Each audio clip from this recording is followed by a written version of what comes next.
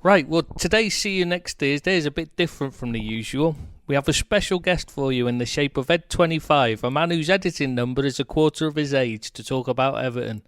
So over to you, Mr. 25. Thanks very much, Ed001. Well, I've come on here to redress the balance, really. Everybody's talking about Liverpool. Liverpool this, Liverpool that, how great Liverpool are. Not me, mate. I'm going to talk about Everton. Sorry, who? The number one team in the city. Which city would that be? The city of gold, Liverpool. Yeah. The only city they're number one is, well, I mean, you know, there isn't one they're number one in, is there, really? Let's be honest. We're on the way back. Oh, well, We've been in the slump. Hopefully, it'd be nice to have a challenger. Need one as well, don't we? Could do with some livening up. So what exactly did you want to talk about first about Everton then? I'd like to talk about the team, really, and why we're not doing so well. Well, you're doing all right now since Carlo's come in, no, aren't you? 40 points behind Liverpool. That's not doing well. It's true, yeah, but surely that's not down to doing well now. That's past now, isn't it? Aren't you all sorted? From what I've been told, Everton are going to win everything that Liverpool don't, aren't you, this season? I would like to, but what we really need is some more players. We've got too many average players in the squad. I can't really argue with that. I mean, you go through them. Yeah, you got a good point there. You look at Pickford, right? He's an accident waiting to happen. Yeah. He hasn't grown up yet. He's still a bit of a kid, and he's got some really childish ways, and he's not good for Everton Football Club as far as I'm concerned. Do you not think he's got a bit of an attitude problem as well, where he thinks he's better than he is? That's exactly it, to be honest with you. He saves, don't get me wrong, he makes some really good saves, but he's not a commanding keeper. And he makes howlers every other week. And that's not good enough. Yeah, and he doesn't seem to learn, does he? No, and it's always the same thing with him. You know, he's shouting at defenders when it's his fault. And he's got to hold his hands up and say, you know, it's my fault for the goal, which he doesn't. Well, to be fair, even if he did hold his hands out, you'd find it difficult to notice, wouldn't you, with them being so short? That's a good point, That's a good point. I take it you saw that interview with him. Pardon? Did you see that interview with him the other day? No, I can't stand the guy. I couldn't listen to an interview with him. Oh, he was saying it was that he feels he's hard done by because people are criticising him. Yeah. And I think I think that said it all for me. Instead of saying, I've made mistakes, he's saying, everybody's on my back because I play for England. And they hate me because I play for England. That's what he was saying. They don't hate him. They just don't rate him. Yeah. That's the thing. Yeah, most of us love him. What's he talking about? He was good at Sunderland, you know, because he had so much to do. And he was making saves and people were raving about him. But he's not a classic keeper for me. Did you think he was good at Sunderland? See, I did say when he was there, I didn't rate him at all. I wasn't convinced. I only seen highlights of him because I'm not a Sunderland fan. So I seen highlights of this guy making all sorts of saves and some great saves, which he still makes, by the way. And I thought, oh, you know, people were raving about him, but you know, I was obviously wrong. He's not a good keeper. So he'd be your first to replace, would he?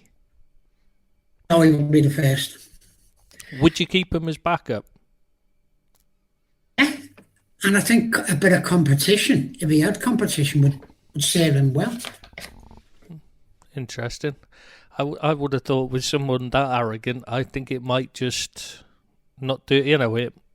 Well, I suppose it could knock him down a peg and it makes him see sense, but I think he just isn't bright enough to learn, to be honest. Could be right there. You could be right. But you've got to look as well at what he's got in front of him. That's true. Because, our centre of defence is, well, it's really poor, isn't it? Mina has been doing really well lately. To be fair to the big guy, he has been doing really well. But when that Keane comes in,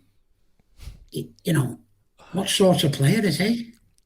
I did say I didn't get why you bought him. I didn't understand the big deal with him. I just don't see what's special about what makes him good enough for the Premier League. I don't see it. He's not quite quick enough. He's not quite strong enough. He's not quite good enough in the air, and he's not quite good enough on the ball. And his positional sense is nowhere near good enough. So what is it that makes him a Premier League player? But besides that, what are you trying to say? Besides that, I rate him. Yeah. Yeah, but do you know what? Holgate has surprised me. He's come in and he's done a really good job for a young, still a relatively young lad, and I think he's done a cracking job. And even when he was moved up to midfield. Mm. Yeah, I like him. He's a good solid pro. Like, I think he's done really well, and I just hope he gets. We need another centre half, but where one's going to come from, I really don't know at the moment. You'd hope Carlo has some contacts, wouldn't you? Because you wouldn't trust Brands to be by him, would you? Been really disappointed with Marcel Brands, to be honest with you. He come with this great reputation of being able to get hold of players and sorting out contracts. And for me, he hasn't done a great deal up to now, I'll be honest with you. No, I was a bit... I said that... Remember, I said to you, I don't understand why he got the new contract. It was strange. Yeah, reward for what? That was what I was trying to figure out. Yeah. I know this sounds as though I'm moaning, but besides our defence, you've got to look at our midfield. So you're happy with your right... Our midfield is absolutely terrible. What about your fullbacks? Are you happy with them? I'm happy with Dina. Yeah. He's okay. He has some poor games, but he has some really good games. He's better attacking than what he is defending, that's for sure. He's a modern day fullback, isn't he? Yeah, he is. And you've got Coleman at right back, and I'm afraid he's seen better days, Seamus. And since he had that injury, I don't think he'll ever be as good again, Not happy with Sidibe then? You know what? He played last week and I thought he was awful, to be honest with you. Right. I think he tries hard, and at times he can look all right, but at times he's not what you'd want as a Premier League fullback, to be honest with you. Does he need to pull his socks up by any chance? At least one of them. Yeah, if only he could find them. Yeah, very much so. Our biggest problem is midfield, because we've got two players in there who I don't think are getting any side that's looking to get on in the European stage. In Schneiderlin and Sigurdsson. They are two really poor players for me. But everyone used to rave about Sigurdsson. You know what? He's a Rolls Royce, but at the moment, he's a broken Rolls Royce. He thinks he can stand in the middle of the park and spray the ball about, like Jan Molby used to, without doing a lot of running. But the Premier League isn't like that now. and he doesn't seem to run. He doesn't seem to tackle, and he wants to be on the ball and just spray it around, and he's not good enough to do that. Yeah, I can't argue with that. I know people raved about him, but I just think he was playing further forward when they were raving about him, not in midfield. So I'm a bit surprised you're playing him in midfield. Yeah, but they've also given him the captain's armband, and I can't see the point in that either, to be honest with you. That seems more a keep him happy move, doesn't it? I hope it's a put him in the shop window and get rid of him move, to be honest with you. So you got no youngsters then that you rate? Yeah, Tom Davis. Do you know what? He's an enigma at the moment, Tom Davis. I think he gives 100% every time he goes on the field, but he does tend to give the ball away too much. Yeah, but A, he's a kid, and B, he's trying to make things happen. And when you try and make things happen, you do tend to give the ball away as often as you keep it. I'm not going to slaughter Tom for that. You always want a local guy to come and do well for you. And he is trying his best. And I think he will improve, but at the moment, he's just that little bit short, I feel. Yeah, I've seen he's getting a fair bit of stick on the site, though I think a lot of it's unfair personally. I can understand why people get annoyed. But he's just a kid, and they go through these kind of patches as they learn and grow. Yeah, I agree with that. What's happened to that Beningame? Is it Beningame? Beningame. Yeah. Yeah, he doesn't seem to be getting a look in. Yeah, well, he was supposed to be the next big hope, wasn't he?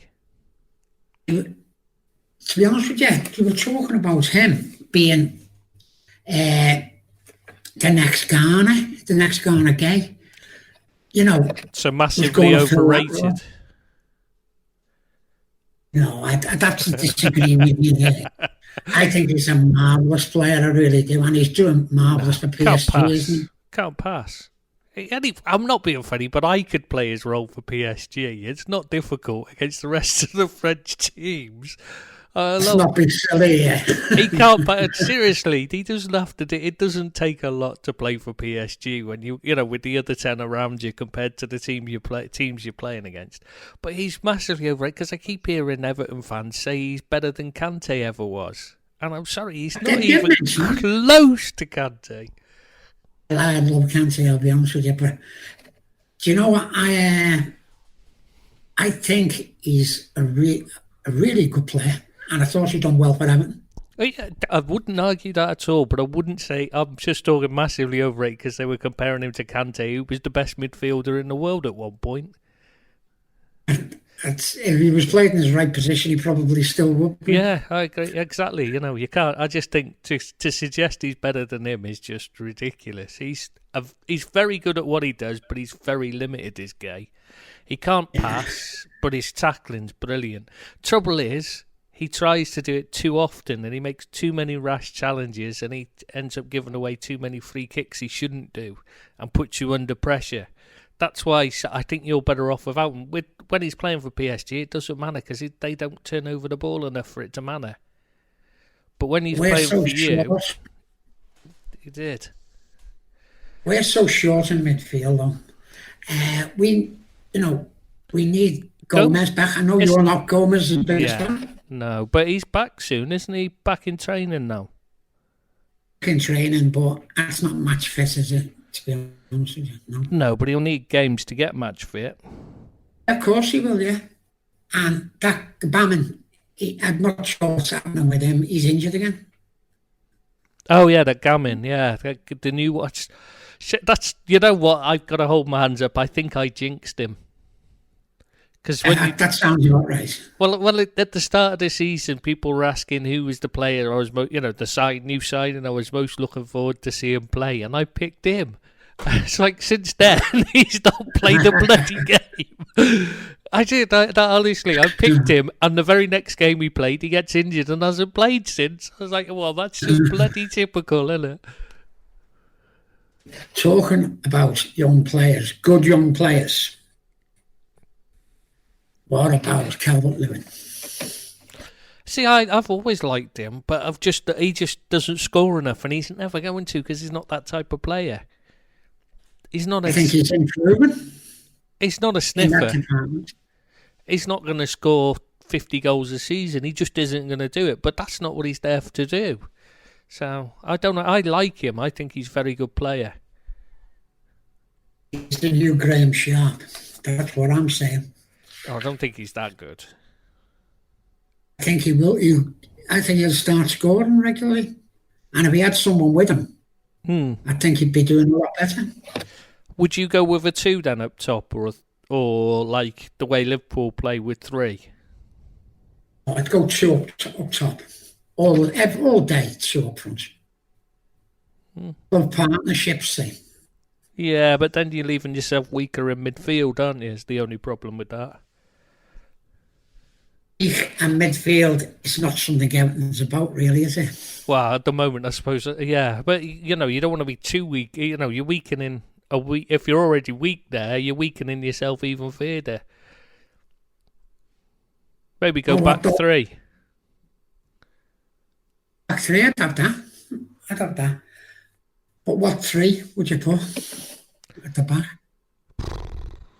Well, Holgate has to play, doesn't he? Yeah, Holgate's got to play. I suppose I think Mina would be fine in a 3. Yeah. So it's just who's the other one? Haven't you got? You must have another kid there, because Keane's like, he's like the kid that you pick last in school. Isn't he? He is, yeah. He's the one you only have if there's nobody else at all. And even Absolutely. Then you think, can we not play with 10, please? What's your take on Moise Keane? Well, I've seen him a lot in Italy, a lot of bits, because he's only a lot of cameos and stuff like that he'd done, and a couple of full games and that I'd watched of him. He looks a special talent. And then he came to Everton, to be honest, I think he's just struggled to settle in, and he didn't get given the chances under Silva, and it all fell apart. You could be right there, because he has got something about him, but he's a confidence player for me. If he gets a couple of goals, I think he'll do all right. Would you use him as your partner for Calvert-Lewin? At the moment, yeah. I can't see any other options, to be honest with you. Who are you going to put up front with him? Walcott? Not in my team. Oh, what's that other one you got from Arsenal as well? He's awful and all. I don't know why you bought him. 30-odd million for them. Oh, you know what I mean, but I can't think of his name. Neither can I. His uncle's JJ Okochi. You all know that, because that's all he ever used to mention, wasn't it, on him? Oh, Arsenal were made up to get rid of him. And we paid 40 million for him. I bet it was 40, wasn't it? That's right. It was 35 for Walcott, wasn't it? Yeah.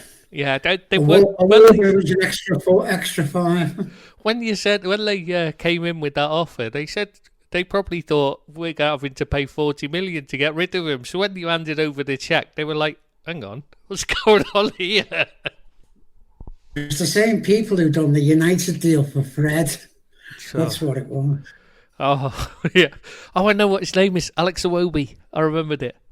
Yeah, Iwobi. Yeah. Oh God, he's awful. He just doesn't know. I don't know what he offers. I honestly can't figure out what he does. Do you know what? At times he looks really good, but other times he looks awful. He's Marmite. I think some people like him, some don't. For me, he just doesn't do enough. He just runs around aimlessly. You want him to have purpose. You've got no one dynamic, who picks the ball up and runs at people on a consistent basis. The thing that annoys me with Richarlison, I know you like him, sort of. I do like him, yeah. Yeah, you like some aspects of him, but the thing is, the thing you're gonna I know that you hate about him is the same thing I hate about him.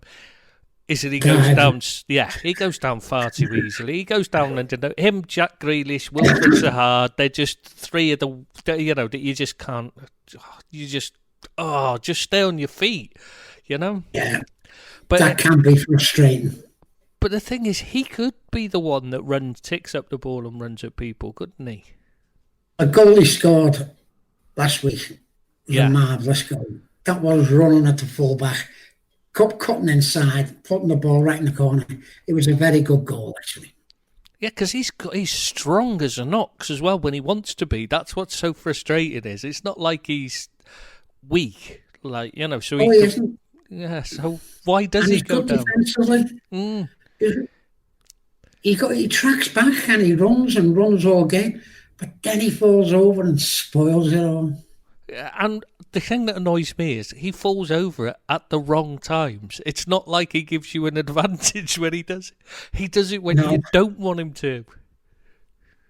He gets pushed in the back and falls down holding his head. And go, what? What are you doing? See, those are the kind of things that, for me, that's where VAR should be in play. It's to pick up on those kind of those little cheating actions that players do all the time. Every time he cheats, they should give Liverpool another 2 points. The league would have been long sewn up but in the first game Jack Grealish played if they did that.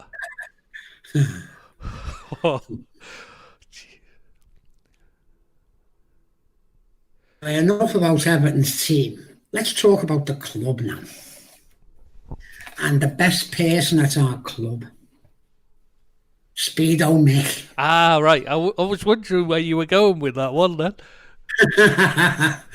What a man he is. What a man. I don't know how he does it. I really don't. Nothing but respect for the man. And then winds and rain the other day, walking from Land's End to John O'Groats with a smile on his face. That's Everton all over for you. What? Semi-naked? Semi-naked. And shriveled up because it's cold. I'm not sure where you're going with that one, mate. You have to explain this. That's just part of what makes this club so special. Yeah, because you do a lot for the community, to be fair. Probably pretty much more than anybody else now in the whole of the English football leagues these days, now that Charlton seem to have lost their way. I'd say so, because Everton and the community do such a lot of good work, especially for the homeless, the elderly, the infirm, the disabled. The fans, they do a fantastic job. I'm sure you must have a lot to do with them, with you being so old yourself, yeah. Thanks for that. That's all right, mate, anytime. Just thought I'd drop that one in. Do you know what? You can't knock them for what they do. They make me so proud to be an Evertonian, to be honest with you. I've got to be, as a Liverpudlian, I've got to be honest, I wish, my club did as much as yours does. And it does make me proud of the city in general, the amount they do. Yeah. I think everyone respects what they're doing. So and they really should, yeah. It is good for the city, actually. They're brilliant. I can't dispute that at all. They really do impress me every time. Another guy at Everton who seems to get a lot of stick is Bill Kenwright. And for the life of me, I don't know why. No, I don't understand. So this is something that always seems to be, if anything goes wrong, it's Bill Kenwright's fault. And somebody needs to explain this one to me. Why is it his fault?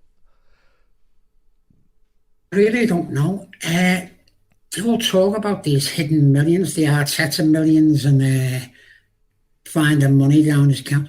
That, for me, he's been the epitome of every Evertonian. that I've ever known. Can I just, before we go any further, before anybody, I just want to point out that under David Moyes' time, Bill Kenwright's Everton, was in charge of Everton, obviously, but they spent, your club spent the 5th most in the Premier League and had the 5th highest wage bill. So I don't see where this missing millions talk comes from. There can't have been any money left because he would have spent it, I believe. People who are looking for a scapegoat, and he's been the scapegoat all along, to be honest with you.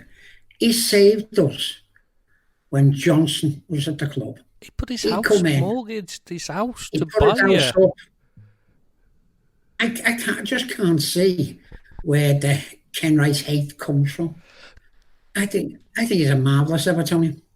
I was saying to you before we started recording, I said to you when you mentioned that you wanted to talk about Kenwright, I did say to you, do you think a lot of it comes from the media because of what he does, and he's involved in the media as in his working life? And obviously when he's a boss there's a lot of times, a lot of people who work for him find him difficult to work with because obviously he's a demanding boss there. Do you think that's carried over? Some of them have moved into different media spheres and so have an axe to grind against him. I don't think it's so much the media. I think it's Evertonians themselves looking for a scapegoat for why Everton aren't doing as good as our neighbours, to be honest with you. Right. They're looking for someone to blame for why Everton have been in the doldrums for quite a while now. That makes just as much sense. I was just trying to not blame the Evertonians then. See, so you can blame them, though. I don't mind. I will blame them. Yeah. I don't understand it because to me, I think he is what you call the epitome of the old school owner. You know what I mean? He's like the best of the breed of the old school rich Brit who bought the club of his dreams and thrown everything at it, trying to get it to be successful. That's what I think. You had times when the Blue Union, like, threatening him and putting his name down on every occasion. And I hated it, to be honest with you. And I had arguments with Blue Union members over it. And they couldn't give me a reason. So I just don't understand it because, any man who's willing to put his house on the market, on the mortgage, remortgage it to buy his club of his dreams, and when they're in trouble, I just think you've got to give respect to, haven't you? You'd think so, wouldn't you? It seems logical to me, but some people are just haters, aren't they? And you can't do anything about them. Yeah, because it's not like... I can understand some of the things, like he wanted to bring back David Moyes. We know that.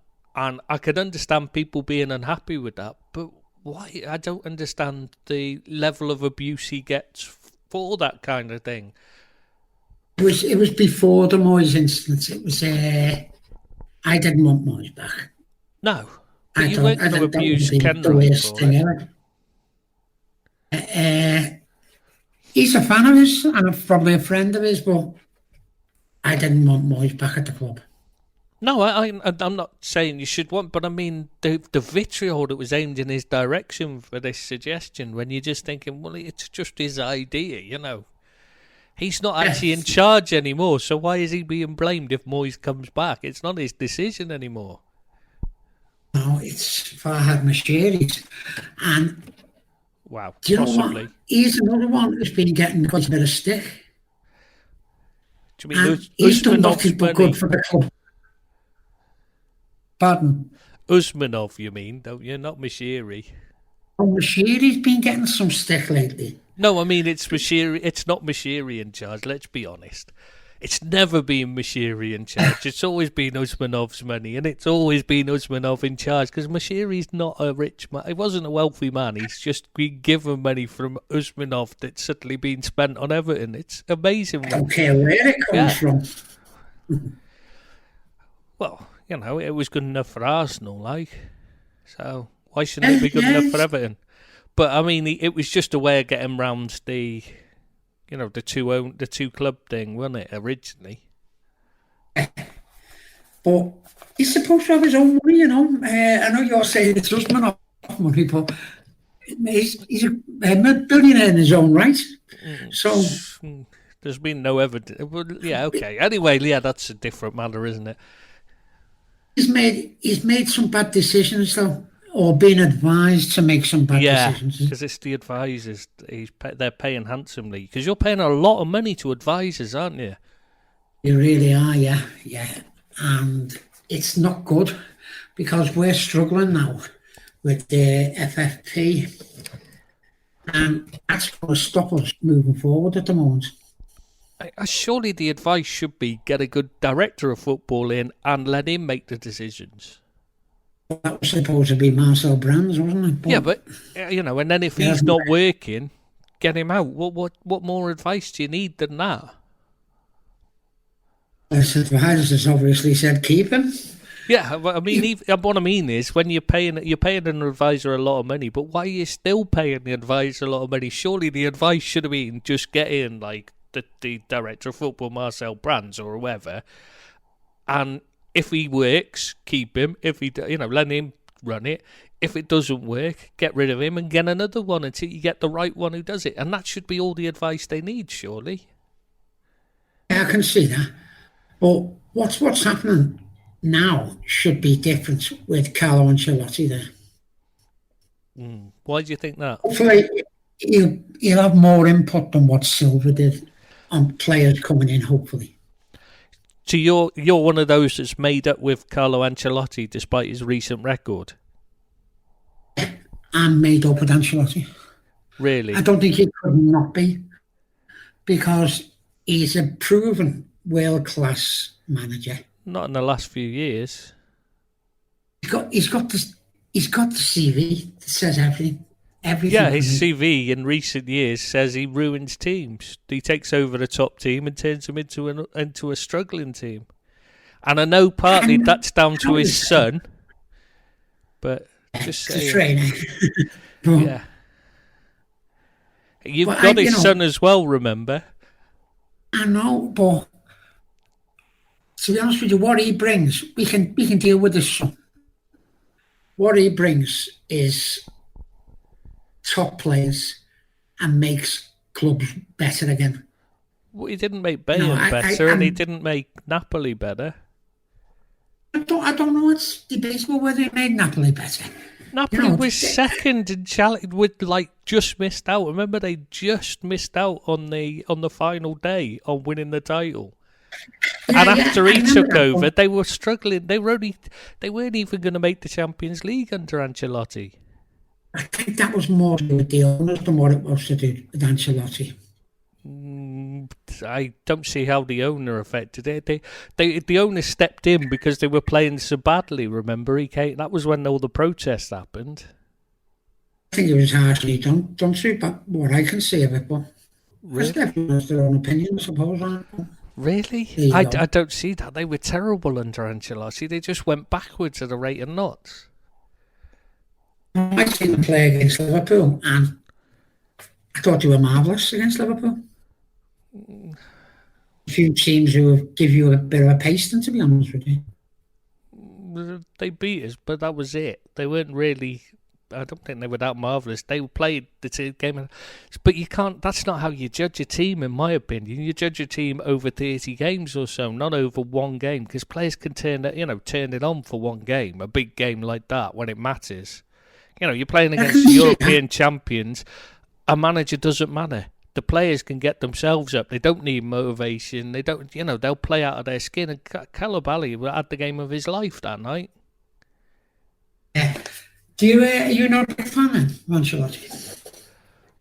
Well, if you look at his record, he's taken over the best team every time he's gone anywhere, and yet he struggles to win leagues. He wins, Champions Leagues, wins cup competitions, but he struggles to win the league, which suggests to me that it's more about having a good team than him being a great coach, if you see what I mean. I think he's a very good coach, but I don't think he's as great as his record suggests, if you see what I mean. He should have had 6 or 7 more league titles than he has done. I can see that, but do you not think he was the best person available to a club like Everton? No, because you're in FFP trouble and he's the third highest paid manager in the world. You've got to pay for the best. Yeah, fully agreed, but I don't think he is the best. So, that's like I was just saying, I just think he's a very good manager. And I don't think you're in a position where you need a manager like that. I think you're in a position where you need a manager who's going to build you from the start. And Ancelotti's never been a manager who's built a team. He's taken over great teams, always. AC Milan and that, they were already great. He took over the best team, you know what I mean? When I looked at the options of what we could have had instead of him that were being touted, I was absolutely delighted to get Carlo Ancelotti. Yeah, that when you look at the options compared to the options that were being linked with, I can see why Ancelotti. Yeah, I wouldn't argue if you're looking at it that way, but I'm saying I'd look around and say it's like Sheffield United. You look at Sheffield United. I think you need a manager like that more than you need a manager like Ancelotti right now. Someone who can build a club from the bottom up. I don't think Sean Dyche's style of play would suit Everton at all. Don't get me wrong. For what I say, I'm not meaning you should, but someone like Sean Dyche who looks long term rather than someone who just looks short term. I have a manager with a stupid voice. Yeah. So, well, I don't think you'd want Sean Dyche anyway because he's a Liverpool fan, but yeah. And his style of plays, and let's be honest, his style of play is awful. But what I mean is, what he does is when he got given, when they got relegated the first time, because he took them up, he sold they had to sell players just to survive when he took over, and he still got them promoted to the Premier League. And then when they came down, they said to him, "We've got all this money from the Premier League. You could buy some, you can spend this on players." And he said, "No. The club needs the infrastructure improving first." And they were like, "Yeah, but if you don't spend, we won't go back up." He said, "I don't care. This is the long-term future of the club's got to come first. We need to improve the academy. We need to improve the training ground and all that." So all the money was, he didn't have any of the money to spend. It was just all put into the infrastructure. And I think that's the kind of manager you need. Not as in like Sean Dyche, as in like that style of play. I mean, as in his thinking where he's someone who comes in and says, the club needs this, this and this long term. You know what I mean? And I don't think you can have his style of play if you're going to win things. No, I wouldn't take his style of play. And I wasn't meaning him. I mean someone like him. I can't see anyone who, Eddie Howe's and all of this world, who would have done a job for Everton. Once you say it wouldn't win things, Mourinho's won things, and his style of play is only very similar to Dyche's. But he's changed, hasn't he? When he come, he was a breath of fresh air, wasn't he, when he come to Chelsea? Personality-wise, his football was still... It was all about power and pace. The first couple of years, I thought Chelsea played marvellous at football. They had some really good players, Drogba and that, but they played really good stuff. Yeah, for me, they did. Yeah, but you wouldn't want Mourinho at Everton, would you? Or would you?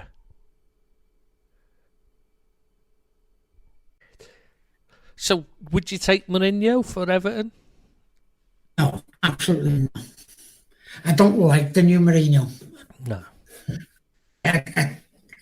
He's a miserable sod, to be honest with you. I know who else was available at the time, and I thought might have been a nice choice. Would have been Quique Setien, Barcelona, but I don't know if you'd want the players running around with blindfolds on. No, I don't think I would, no. I do at the moment, actually. Yeah, that's probably maybe that's what Carlo's doing, but like forgetting to take them off when they go out on the pitch. Wait, what about our neighbours, our noisy neighbours? They're not doing so bad, are they? Struggling a bit, to be fair. I mean, we've thrown away points this season. Once, but that was still... 2 points you threw away. I know, that was disgraceful. I mean, against the worst team we played as well, probably. So hard for us. That's what's making Everton's plight worse, is how well Liverpool are playing. Yeah, this is the problem. You're constantly comparing yourself when you should, there's no need to do that. You need to just look at getting yourself in order and working on yourself and forgetting what we're doing. It's hard though, because living in the city, yeah, the Liverpool supporters are so smug. Honest to God, they are. They are like.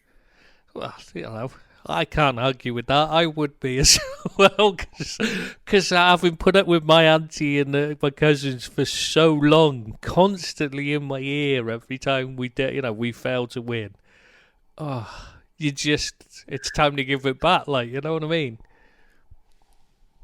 Can't see any team stopping them, can you? And I'm talking the league's over. I mean, from actually beating them. Well, I think he might change the side up a bit towards the end of the season if he wins it early. I think he might start changing the side up. Plus, that surprised me. Plus, we never looked that good. The Invincibles. I think he wants the or the unbearables, as we call them. Well, if you want to know how Liverpool are doing, you know what they say: ask an Evertonian. I was waiting for you to get that one in, but I thought, no, I'll do it then.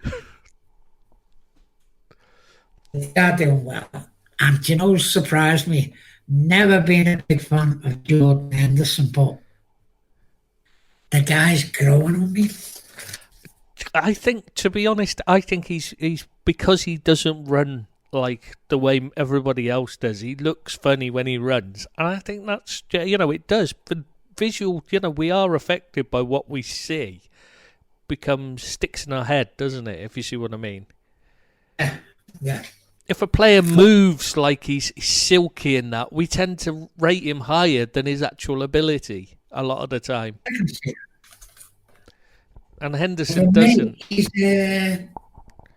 He's improved a hell of a lot. It helps he's not being compared to Gerrard anymore as well. I was never a Gerrard fan, to be honest with you. No, but I mean, as a player, everyone was comparing him to Gerrard. Yeah, I can see that. Yeah. He's not a Gerrard player. It's not where he plays. So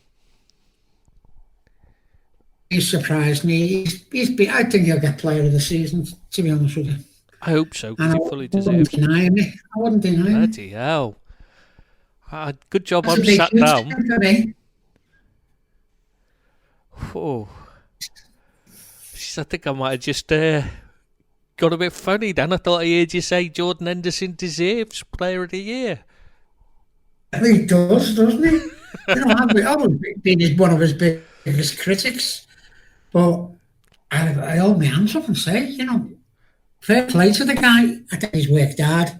I think he's fitted into the club's system really well. And he's running the side at the moment.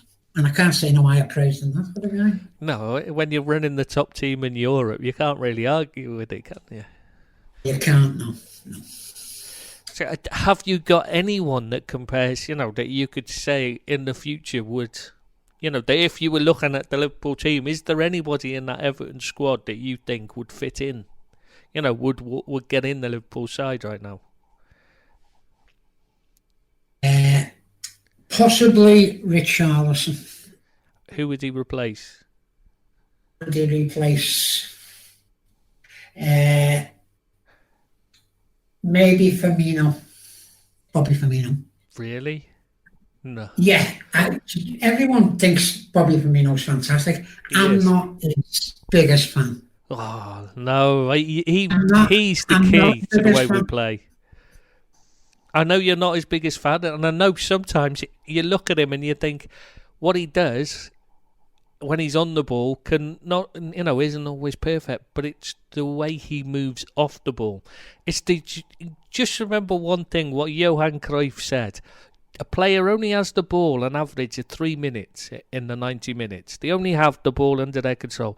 It's what you do in the other 87 minutes that makes you a great player. And he is fantastic in those 80. When he doesn't have the ball, he is head and shoulders above just about anybody. He's brilliant.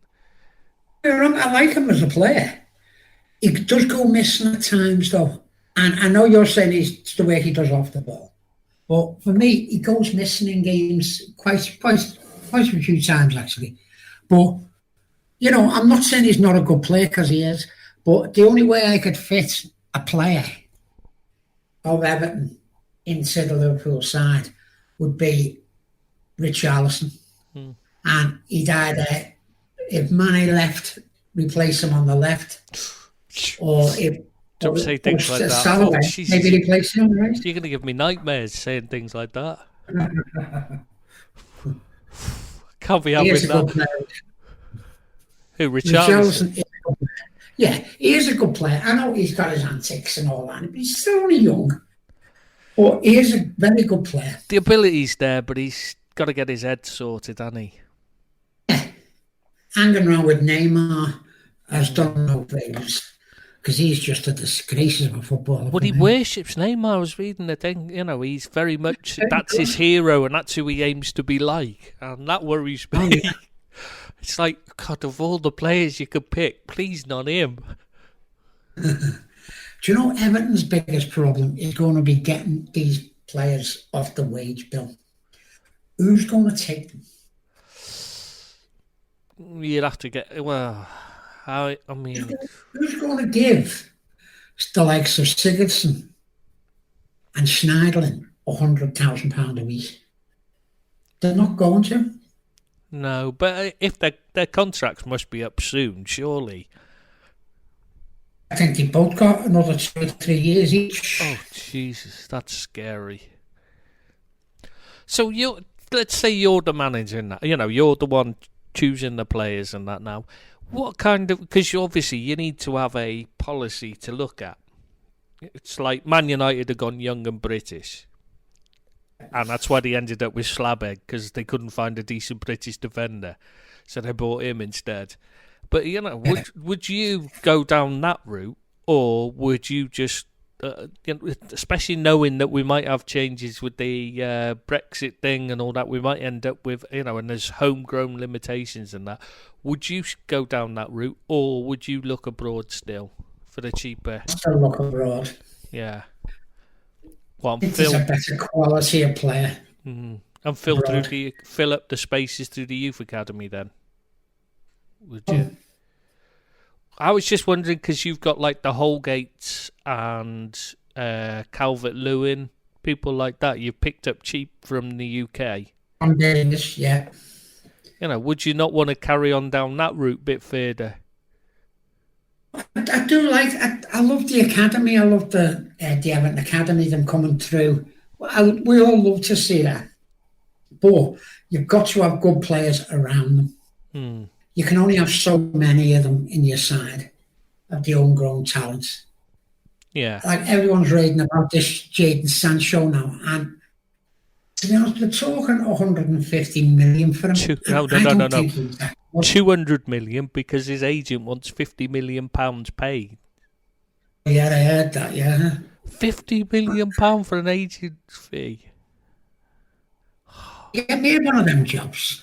Well, you could do if you get in now before they, because FIFA are trying to set up rules limiting the amount agents get, which obviously hasn't gone down well, and why they're looking to get him moved quick. His agent's looking to sell him now.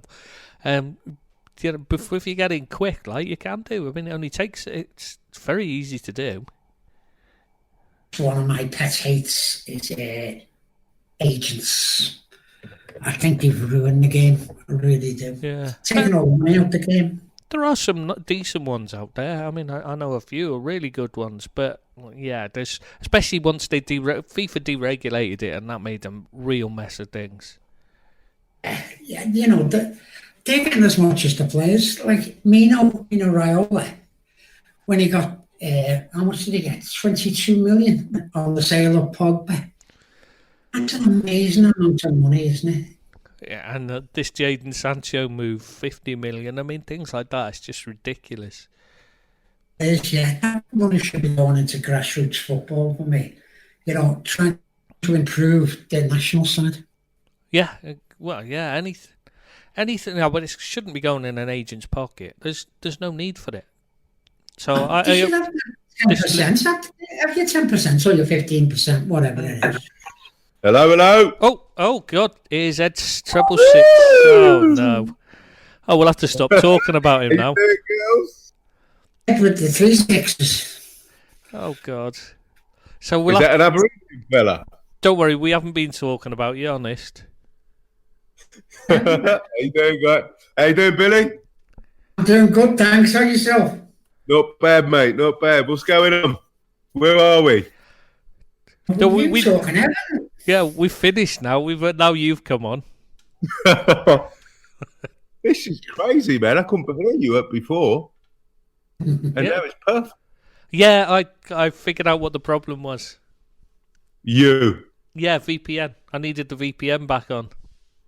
Oh, perfect, mate. You guys finished up? Not quite. No, we were just winding you up, mate. Don't worry. Oh, cool. What is it? An Everton one or a general one? Yes, an Everton special. That'll be 2 minutes then. For the next champions it is. Oh. What's the story, Billy? How are you? I'm good, Good man. I bet you're a little bit chuffed about Ancelotti signing an extended 10-year contract, no? I like Ancelotti. Some don't like him, but I like him. I think that, honestly, truth be told, I think it was the best you could do at the present moment. I was just saying that to Tris, that I think he was the best we could have done at the time. Yeah, he'll stabilise you. I hope so. And his son will soon lose their fitness.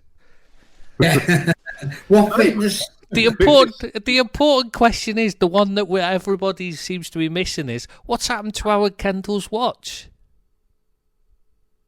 Kendall's watch?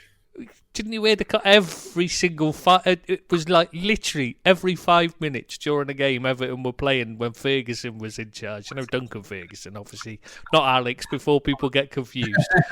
Yeah, when he was in charge here for a bit, all that you heard on the commentary was, and he's been given the watch of Howard Ferguson by his widow to, for luck, and it still works, and that was it. They just go on about it for hours, and you're thinking, there's a game of bloody football on. Shut up about the damn watch.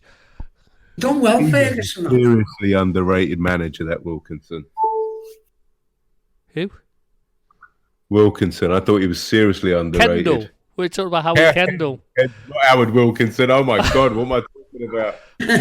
He was underrated, Howard Wilkinson. Yeah, well, he was long ball though, weren't he? That was in his own family, let alone the football family. But Kendall, yeah, brilliant. And he's a good friend of my uncle's, so yeah, careful what you say. He was great. They were really close. So where did you guys get up to? We've discussed Everton. Yeah. A little bit about the champions-elect. Yeah, we just finished the Liverpool bit, haven't we? Yeah. Oh, cool. So I was going to say, do you want me to get in on this, or do you guys? We're still recording, mate. So you're in. Oh, yeah. Yeah. I want to talk about Manchester United now. What, mate? I want to talk about Manchester United now. All right, mate. Let's do it. Where do you think they're going wrong? The manager's a big start. I'd say so. Coaching staff, that's a second. And half the players. Yeah, and the lack of a director of football. Yeah, well, they've been crying out for one, haven't they? But still hasn't happened. I think Not the man. I think what's happened is I think there's been a clearly, obviously, a disconnect between the owners and the management structure, and I think I think that the Glazers their heart's not in it anymore. I think if they could get out, they would.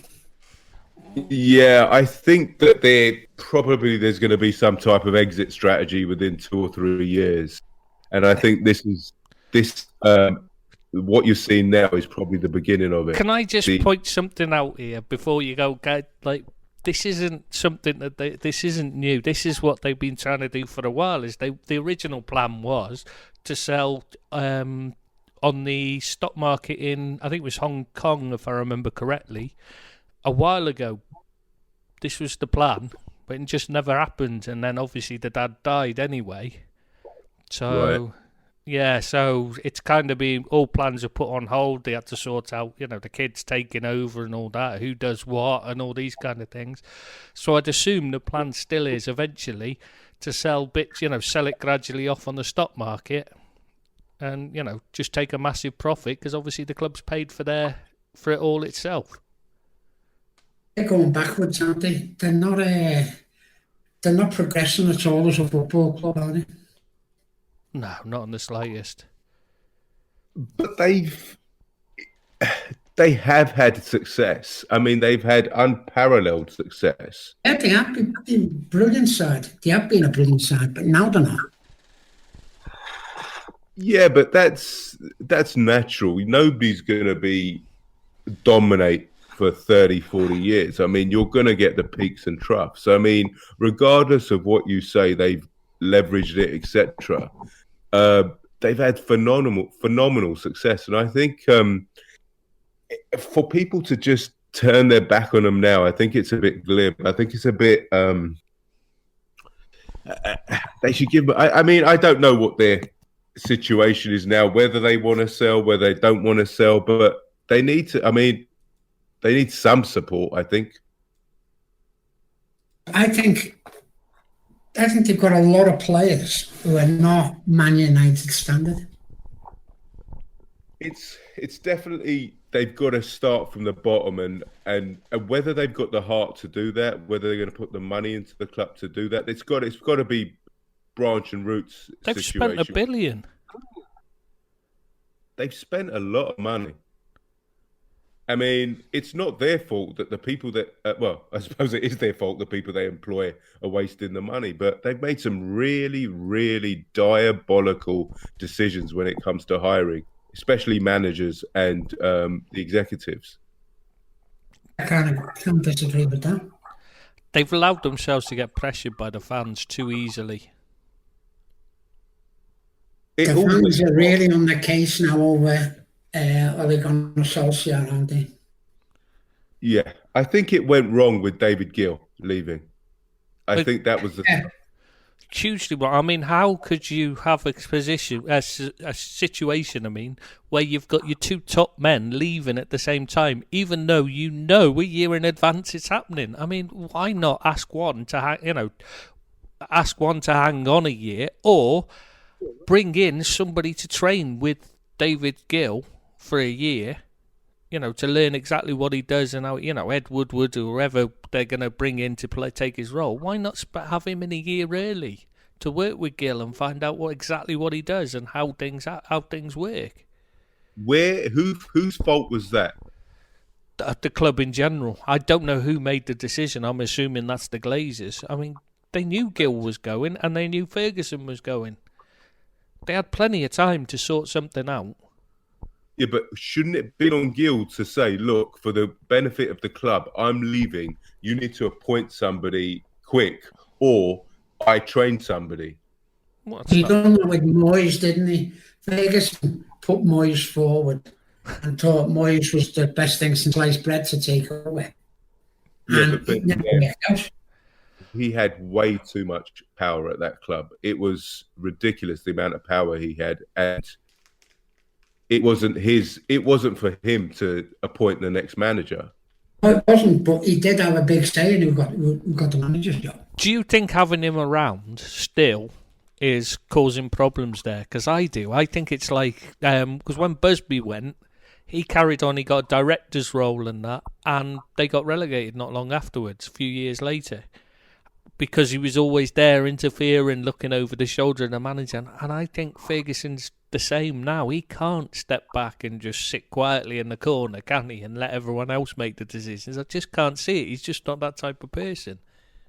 No, I don't see that as a problem, Tristan. Do you know why? Because if they get in somebody who's his own man, somebody like, I don't know, Allegri, or obviously not Klopp, but somebody of that stature, somebody of that personality, they're not going to take Ferguson meddling in team affairs kind of thing. So they just need so to answer your question, no, they just need somebody. You say that, but this is Man United, and he's Alex Ferguson. He's the legend there. It doesn't matter how much you are your man. You know, he's the one that's got. You know, he's the one that's there in the powerful seat, and you're not gonna make it as a manager unless you please him first. Now, what was this? All right, saying that, highlighting what you're saying, what was this relationship like with a strong man like, say, Van Gaal? There was a friction between those two? Yeah, very much so. Okay, all right, fair enough. Yeah, Billy, we just checking you were still alive, mate. Just about. When you go quiet, it's quite worrying at your age. You know what I mean? Huh? I say it's quite worrying at his age. Do you know what we picked?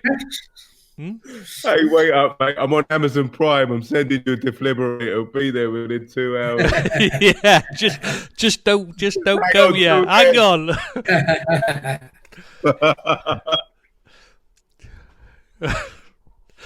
He probably needs it. Having watched a few Everton performances this season. Yeah, so Alex Ferguson is not going to go anytime soon, right? So the person that takes on the job has just got to know that his specter's going to be in the background no matter what. I can see that. Just as long as you don't park in his spec at the training ground, I think you're all right. So, who do you think? Do you think Ole will be gone end of season? I think so. Do you? Yeah, I really do. I think he's only been there as a stopgap anyway until someone better comes available. The club have shown no inclination to change him. The only reason he'll go is if the fans turn on him. I think they've already started turning on him. Not the match goers. You watch it. You know, you hear it constantly. They're always chanting his name and stuff and singing songs about him. And it's when there's empty seats and they stop going. That's when he gets us out. That's what it does it these days. That's Old Trafford, to be honest with you. You're quite off. I think you'd be surprised anywhere. People will, even season ticket holders will stop bothering to actually go to the game if they, if they turn on the manager. That's when you know it happens everywhere. That's now the new decision maker. The problem with United is that you'd expect a team who've had such really spell like they had for years at the top of the game. You expect to maybe fall down a bit, but they haven't fell down a bit. They absolutely plummeted from being challengers to absolutely mid-table. They're a mid-table side. United are. You're right, mate. I agree. They're mediocre. It's a bit like our podcasting skills, then. Mediocre is right there. I mean, we were great. It was great, and then we brought in a new guy, and it just seems to have plummeted down. Wait, did you know that if you go to Barbados, you can get a steak and kidney pie for $4.70? Barbados, in his room. Yeah. And in Bermuda, you can get a cheese and onion pie for $3.40, and you can get an apple pie for £2.20. And the same cheese and onion pie in Cuba will cost you £1.90. Right. For a steak slice, will cost you £4. There you go. You can get a chicken and mushroom pie for £3, and a meat and potato one for less than $1.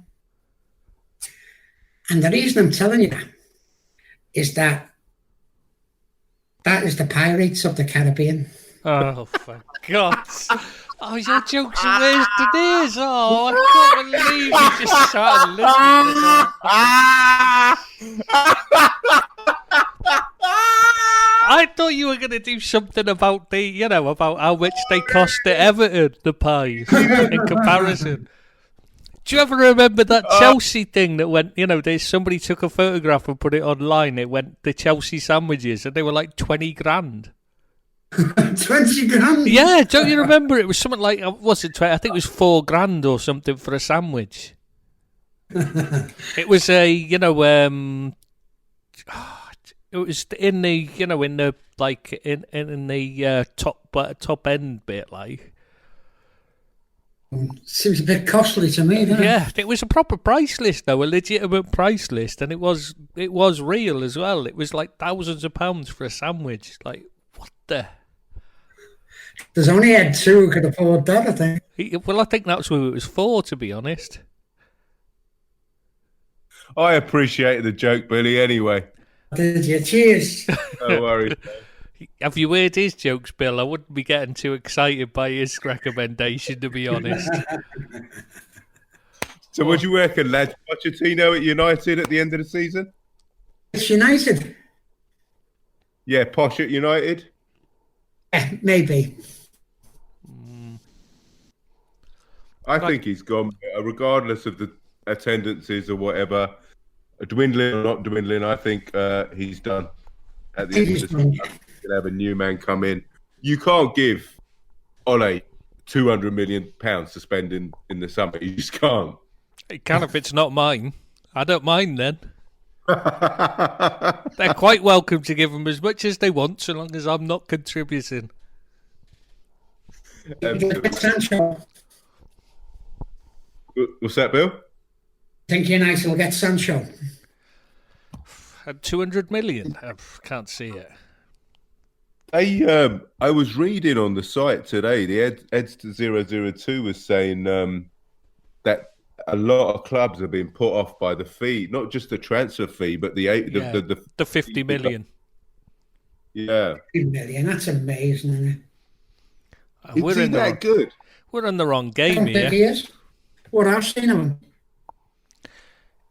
I've got more worries about him. Bit of attitude, missing training and stuff. That's not good. Oh no, I think he thinks he's a lot better than what he actually is. Agreed. He's good, but he's not there yet, and he needs to be working on that rather than arsing about. We don't need him.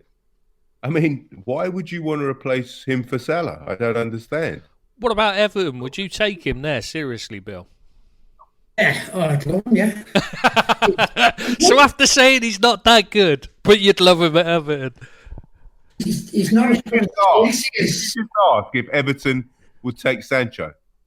Yeah, you'd have to take Sancho, wouldn't you? Of course you would. No, I'm just saying he said he's not that good, but then, I'd love him at Everton.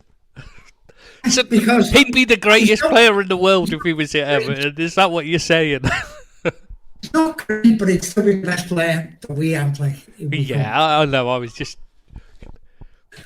There's quite a few players that you could see that would fit in, that would improve things that aren't necessarily the greatest in the world. But as long as they take you up a step, that's what matters, isn't it?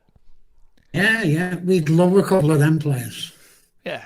If I was Sancho, I'd stay another season at Dortmund, consolidate and reaffirm his goodness, and stay with Haaland. And I didn't go the season after because they perform. They're a dream team. Those two, Haaland and Sancho. They play well, yeah. They're the type of players you want, though, aren't they? Everyone wants them. Yeah, that's why they cost so much.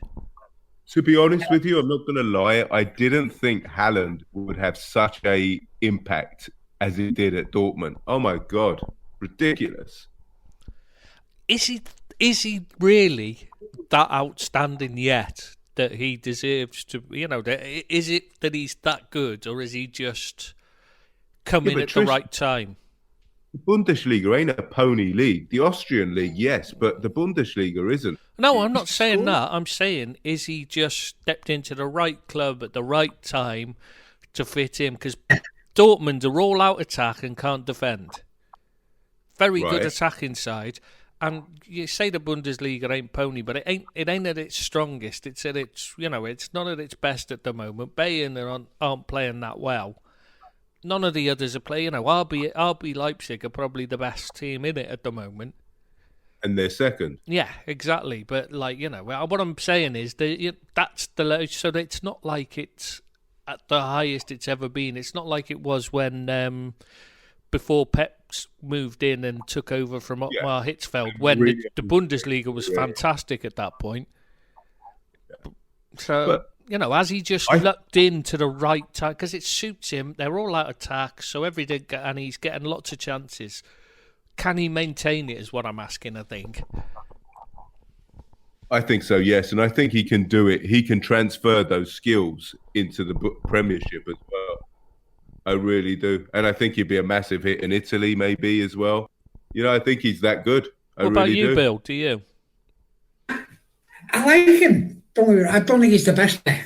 I like that Kai Havertz. I like him. Liverpool been linked with him, and I think he's a better player. I just went because for years the Leeds supporters have been on about him because obviously he's born in Leeds and that, and I'm talking years, long before he joined the Austrian league even. They've been on about him, and so I've obviously kept an eye on him, and I thought every time you watch him, you think this lad can't stop. He's got something. But I can't quite figure out how he does it. You know what I mean? It's not like Ian Rush where you could see how he scored the goals. Haaland doesn't seem to be that. He doesn't seem to have the best touch. He doesn't seem to have the best technique of striking, but he just seems to score goals. It's amazing. That's what it's all about in the end, though, scoring goals, isn't it? If you can do that on a regular basis, you're a great player, aren't you? Yeah, it's just amazing how far he's come in such a short time. Yeah, but he's very economical. I've seen him play a few times now for Dortmund, but his goal per chance ratio is very, very high. He doesn't waste many chances. No, he does seem to hit the target. I've got to give him that. That's one thing you don't. And if you hit the target, you've got a great chance of scoring. And look at Owen. He used to have thousands of chances a game. I don't. And it's been a topic, isn't it, on the site? About Michael Owen. People like him, people don't like him. I'm not a fan of his as a person. Well, I can remember my uncle going out and giving him grief because he was wandering around. He was supposed to be he was out injured from Liverpool. He was wandering around, and my uncle went running out to go because he lived opposite him. Went out to give him some stick about why is he wandering around? If he's that blood, he's not limping or anything. If you're not fit enough to play, you should be in bed or something like that. But I never liked him, to be honest. I saw what he was like with the kids and that, the youth team players and that, and he bullied them. He expected them to, play card games with him, high-stakes card games. When they didn't have money, you got to remember. But if they didn't play, if they weren't in his clique, they weren't going to get a chance. So, my only problem with him was he signed for Man United, and no, couldn't care less about that. He was already dead to me the moment he left Liverpool. Yeah, but I hear you. But at that stage of your career, you've got so much money. You've got generational wealth, and why go and sign for United? Because the game was only ever about money to him. Even at the start, it was always about the money. That's what I'm. Yeah, I love that. That's all he was interested in. He couldn't give a toss about it. He come out with all this, I'm a Liverpool, I'm a red, always a red and all this. Like, nonsense. You're just interested in the money. They're the ones that get your money. So that's who you say you support. Yeah. That's all it is. He should never have went to United.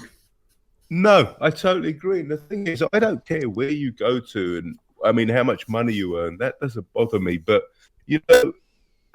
you don't have to stain your legacy by signing for your arch rivals. I mean, that's the only thing. Nobody's going to appreciate his exploits, goal-scoring exploits, winning the FA Cup, etc.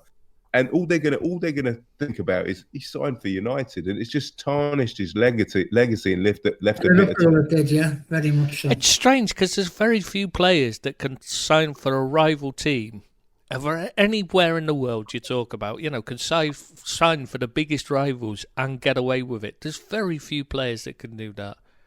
Yeah, okay. Highlight what you just said, Billy. I don't know, but what do people feel about Rooney signing for United? That was a bit of a different scenario. That saved Everton Football Club at the time. Gotcha. Okay. When he went, the 40 million was reinvested, and it got us a good few players, and so he was better thought of. But when he come back and he started kissing the United badge in front of the Gladys Street, that all changed. Yeah, that killed it. Yeah. But that's a different thing anyway, because they're not your direct rivals, are they, really, Man United? Oh, they are now. Yeah. in the mid-table. Yeah. But I mean, it's like, a Liverpool Man U or Liverpool Everton. Like, I bet you hate Barmby, don't you? And who's the other one? Abu Zavi, you mind? You're probably just glad to be rid of him, to be fair. Get rid of him, yeah. I remember when he signed, I was on nights. And one of the Evertonians on the shift came in and he said to us, you're signing Abu Zavi. And I was just like the excitement in his face. I've never seen someone so happy to be rid of a player before. There isn't many who's done it. I remember Gary Ablett, God rest his soul. Yeah. And Peter Beardsley. Yeah. He was a good player for both clubs against him, wasn't he? He had a bit of a renaissance when he went to Everton. Yeah, he was very good for him. Probably sold too early, really. Yeah. Who else has made the trip across? Barmby, you've mentioned, Xavier. 1 years ago, who was that? Years ago, something. Yes, so few, isn't there? There's only like 6 or 7, I think, in total. Yeah. I think. What's going on with... I know, it's Sheedy. Kevin Sheedy. Yeah. That was the one I knew there was another big name, like. That Everton team of the 80s was special. Oh, brilliant. Yeah, what a great midfield we had there. Bracewell, Reid, Trevor Stephen, marvellous. They were that good. They were nearly as good as Liverpool. That's how good they were. Remember us. You put your reserves out against us and beat us in the cup. We done the same with you in the 80s. We put out a scratch side and beat us 1-0 in the derby. Yeah, I remember. I remember. I'm still recovering. I still maintain that the Colossus in that team was Neville Southall. Oh, wonderful keeper. Yeah, great keeper. A nice man as well, a gentleman. Good with a brain. An ex-girlfriend of mine, I remember I was just watching some. Her mother was there anyway, watching the football around there. And Neville Southall come on, and I said something about him being nicknamed the Binman or something like that. And her mother said to me, "Why does he have another job on the Tide?" If he did, he wouldn't be a Binman, would he? He's a nice man though as well, Yeah, I had a drink with him in Wales in the Links Hotel where his dad used to do a bit of work, and he sat down with us. We were a team then, and we went playing in North Wales, and we stayed in the Links Hotel, and his dad was there all the time, and we sat down with Bill Southall and his dad, and we had a really good conversation, and he was a really nice person as well as a great footballer. A wonderful keeper. Sizing him now. Yeah, he'd probably be still useful now. He'd probably be better than Pickford now, to be fair. Mostly because he filled the goal. He would fill the goal, wouldn't he? He's a big man now, isn't he? But I'd say he's healthy and he's definitely enjoyed retirement. That's oh, for sure. Yes. Looks like he's at a bus. Billy, talk to us about have you guys spoken about Pickford and all the flack he's getting? Is it warranted? Yeah, we have. Yeah, we spoke about that first up. What's your view on him? I like you said about Sancho. I think he's got ideas of grandiose. I think he's not a very good goalkeeper. I think he can make some stunning saves, but that's just not good enough. And that's exactly what we were saying. Well, no, that was what you were saying. I think the stunning saves, the flashy saves he makes, a lot of the times, if it was somebody else, they'd save them easily, but he makes them look difficult because he's so far out of position. And I think that's the problem with him. Now, has Ancelotti got the balls to sell him? Absolutely he has. But it's whether he believes that he's going to get anyone better. That's with the money he's got to spend. Minan's available. Neville Southall's available. Yeah, exactly. I don't think there's any problem getting better than Pickford, let's be honest. Yeah. And you could probably get him you could get better for cheap, for not a bad price either. Do you know, this is like what I think we've found Tom Davis's position. You were saying you're not quite sure. Stick him in goal. He can't be any worse. At least he's got arms. Hey, Meghan Markle's looking for a job. She'd do a job in goal for Everton. Ah, yeah, but she wants to go to Canada, mate, so that's no good. She'll have to join the Canadian Premier League. Sorry. Everton will come third in that league. Absolutely. Well, I don't know. I think they might struggle. I think we'll finish fifth three teams. Fifth or sixth forever. You reckon you'll finish top six?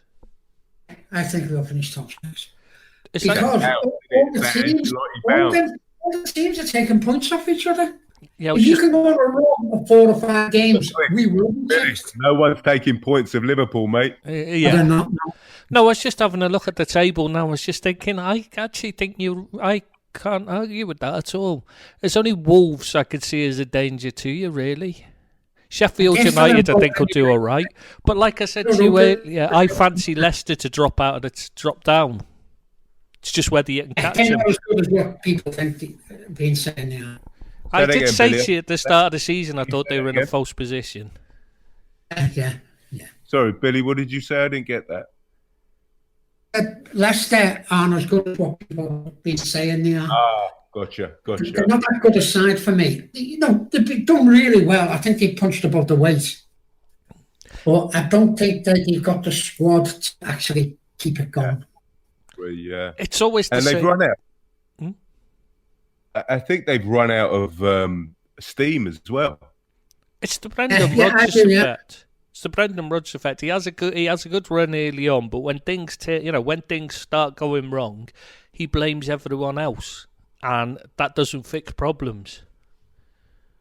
To be fair to the guy, though, he's done well at Leicester. I didn't think he'd do as well as what he did. No, when he starts, he always starts off well. It's just he can't maintain it, and gradually it just falls back. But guys, Billy, Tristan, he inherited a decent squad as well. Let's face it. He did, yeah. It's a decent squad.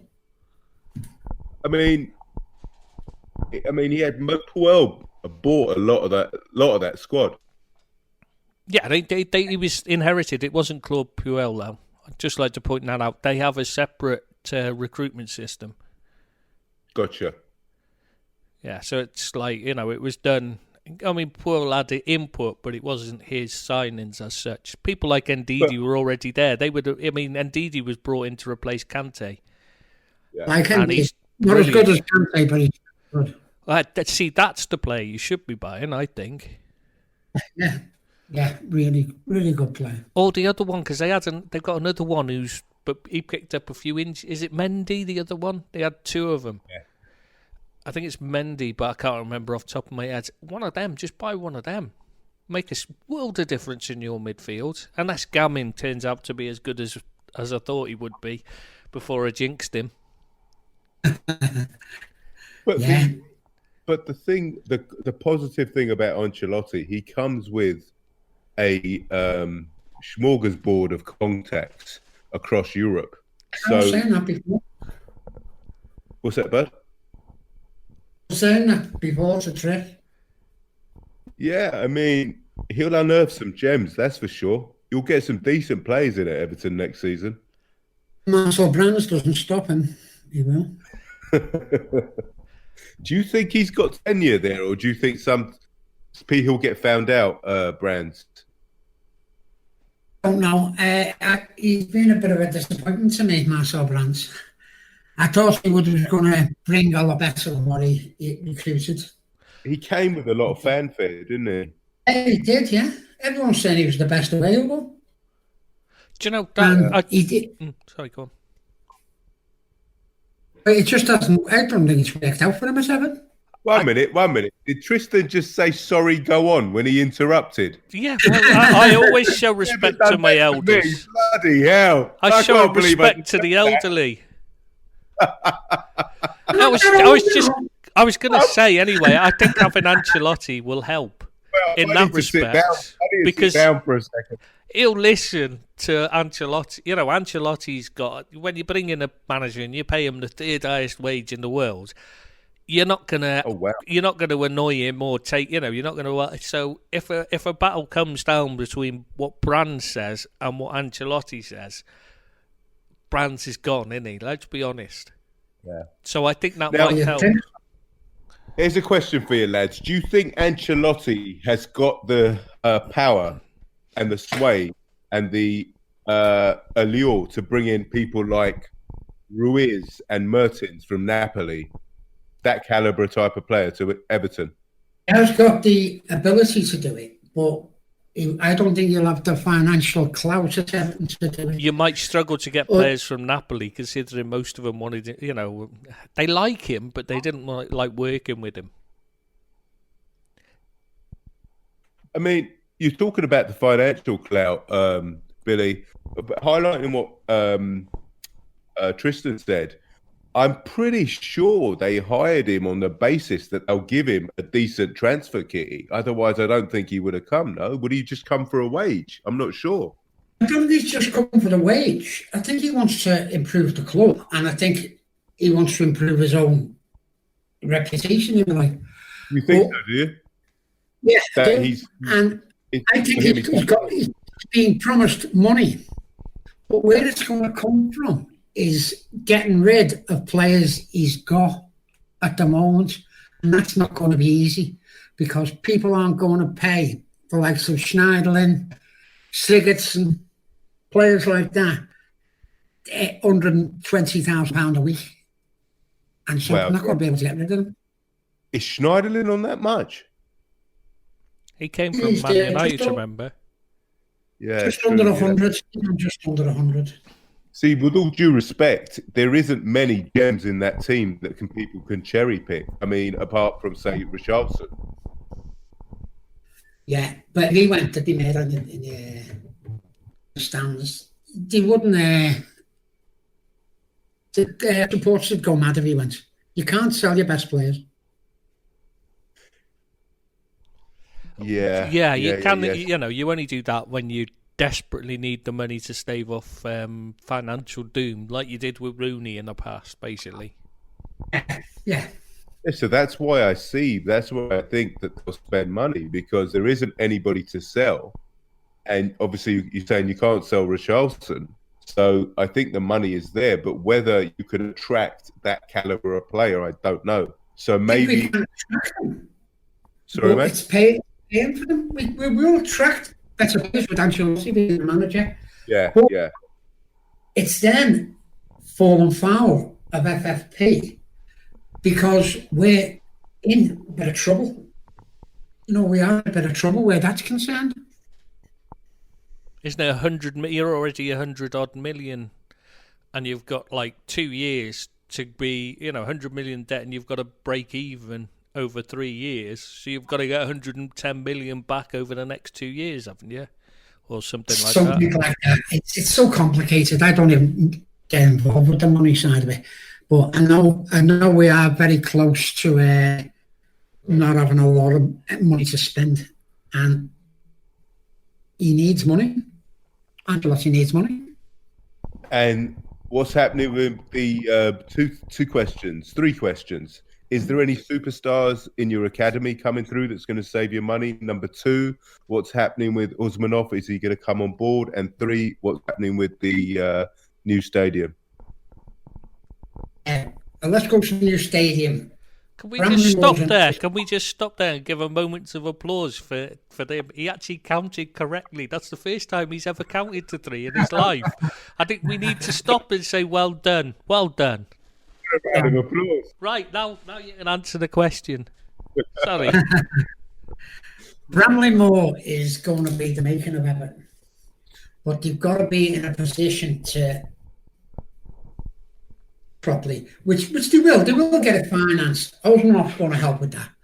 And so that's a goer. That'll be done within 4 years, in my opinion. What, and it'll make Everton finished in 4 years. Yeah. Okay. It'll be finished in 4 years. What's the capacity there? Going to be 65, I think. Wow. No, just 65, not 65,000.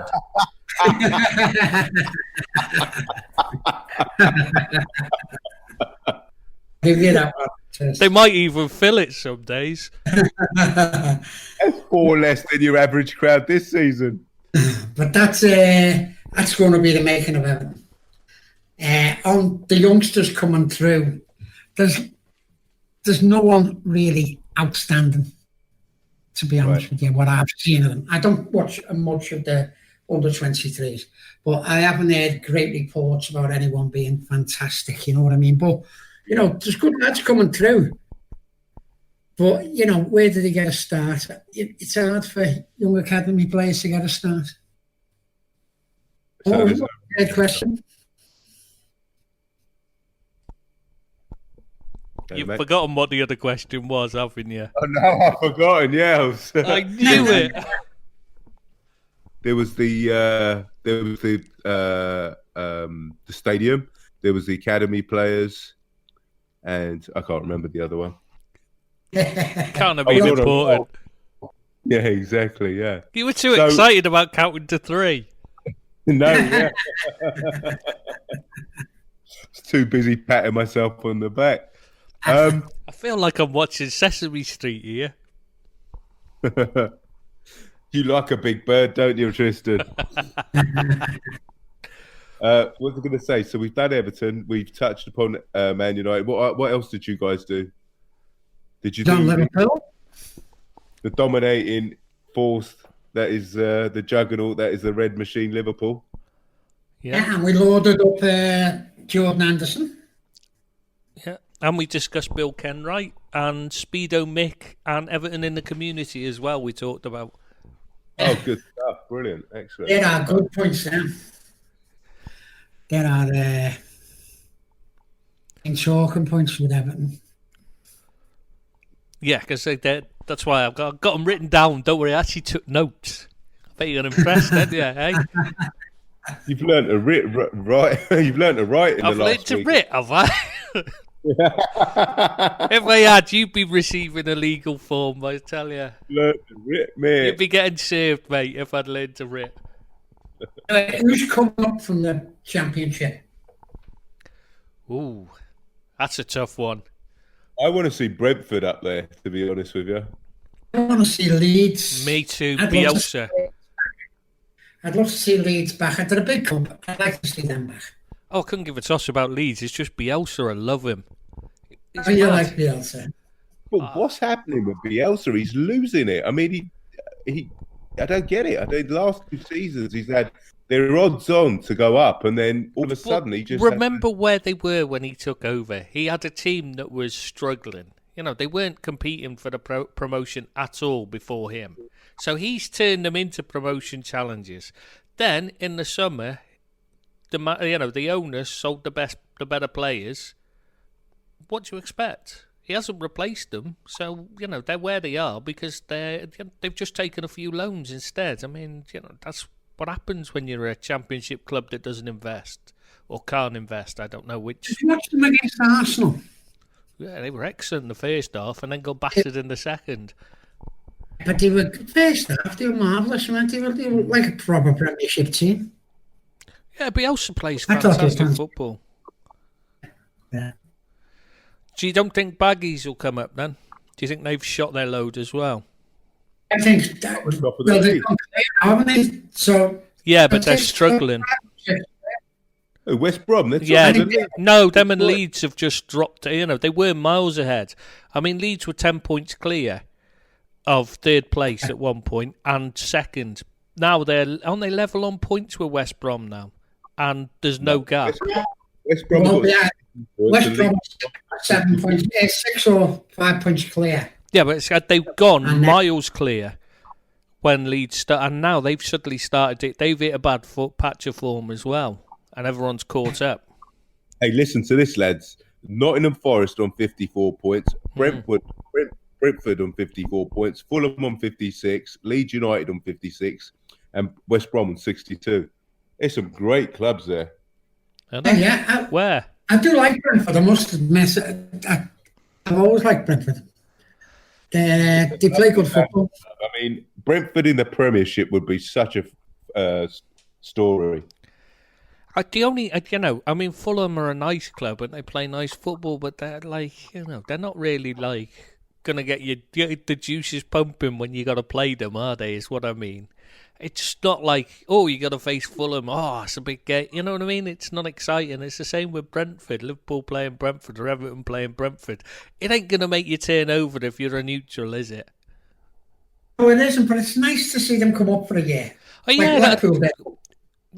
Well, I thought that was exciting because Blackpool were playing great football and they went for it. Brentford just played possession football. Do you know what happens? What a profound effect it has on the economy when clubs like this go up. It has wonderful effects. So if somebody like a Brentford goes up, house prices will go up. Yeah, but London's already getting all the money in the country, so let's have some more northern teams up. Sod the south. London teams. Let's have some. Not so much the South, just London teams. They've got plenty in there. There's already 5 or 6 in the league. Let's have some, some from elsewhere. Yeah, I wouldn't mind Forest. I want to see Leeds go up because I want to see Leeds and Man United go at it. Yeah, that's true. That's a good game. That's the only reason Leeds fans want to go up. They absolutely hate each other. I think it's a worse right. I think it's worse hatred than Man United Liverpool. I just like to see teams like Barnsley come up. Ones that the area's in a slump when they came up, and it turned it around. It gave the whole town a goodwill feeling. When before it was a real mess, and they still look back on it. They make movies about it in Barnsley. You know what I mean, and stuff like that. It's still.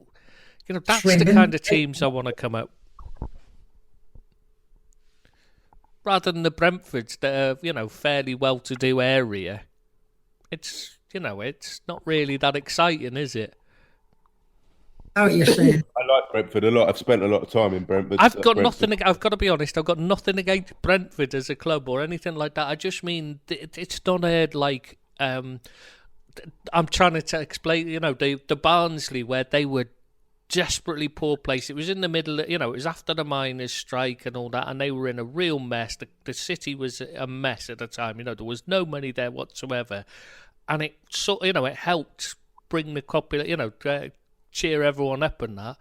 That's the kind of team, that's what I'm saying. Is poor. I like the social aspect of it. Yeah.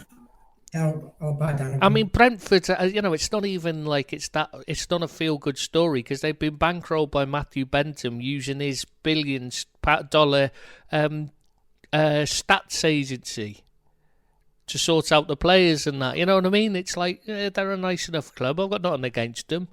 Everyone knows them because they got 4 pubs at the ground, one in each corner and all that. Though even that's going to be gone soon because they're moving to a new ground.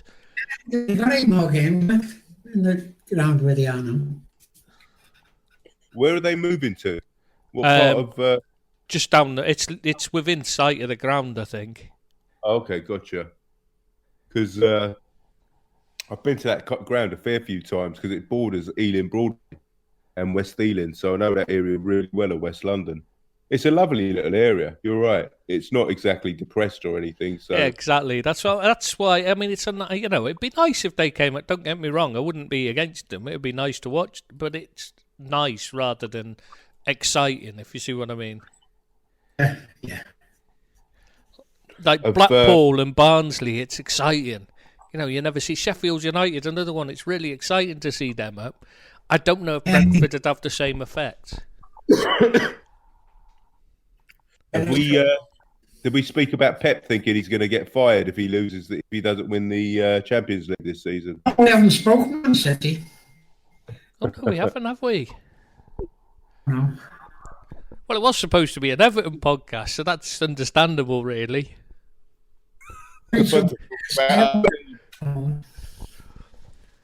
Yeah, somebody had to butt in and take over though. Don't let spoil it. It's not like there's much to talk about with Everton, is there? Because he's doing some well. We're on the way up. We're coming back with a vengeance from next year. So right, let's get this on record now. You think you're going to finish 6th this season? How do you think it's going to go? How do you see next season going? Next season, we're going to be on the verge of Champions League football. It might be 5th, it might be 4th, it might be 3rd, but we'll be around there next year. Are you being sincere, Billy? I am absolutely sincere, yeah. No, you haven't got blue blinkers on. It's just you, hand on heart, you believe you're going to be 3rd or 4th. 3rd, 4th or 5th. Yeah, we might just miss out, but we're going to be around the 4th spot. I didn't think people did drugs at your age. Yeah. No, I've never took drugs in my life, by the way. I should have done, but I never have. Well, you smoke and you drink. I mean, now alcohol's a drug, caffeine's a drug. I mean, anyone that says that, it's just the how hard the drugs are is the only difference between any of us. Yeah, I've never actually took hard drugs. Do you know, I was looking at the table now and I was thinking, I actually could say, it's...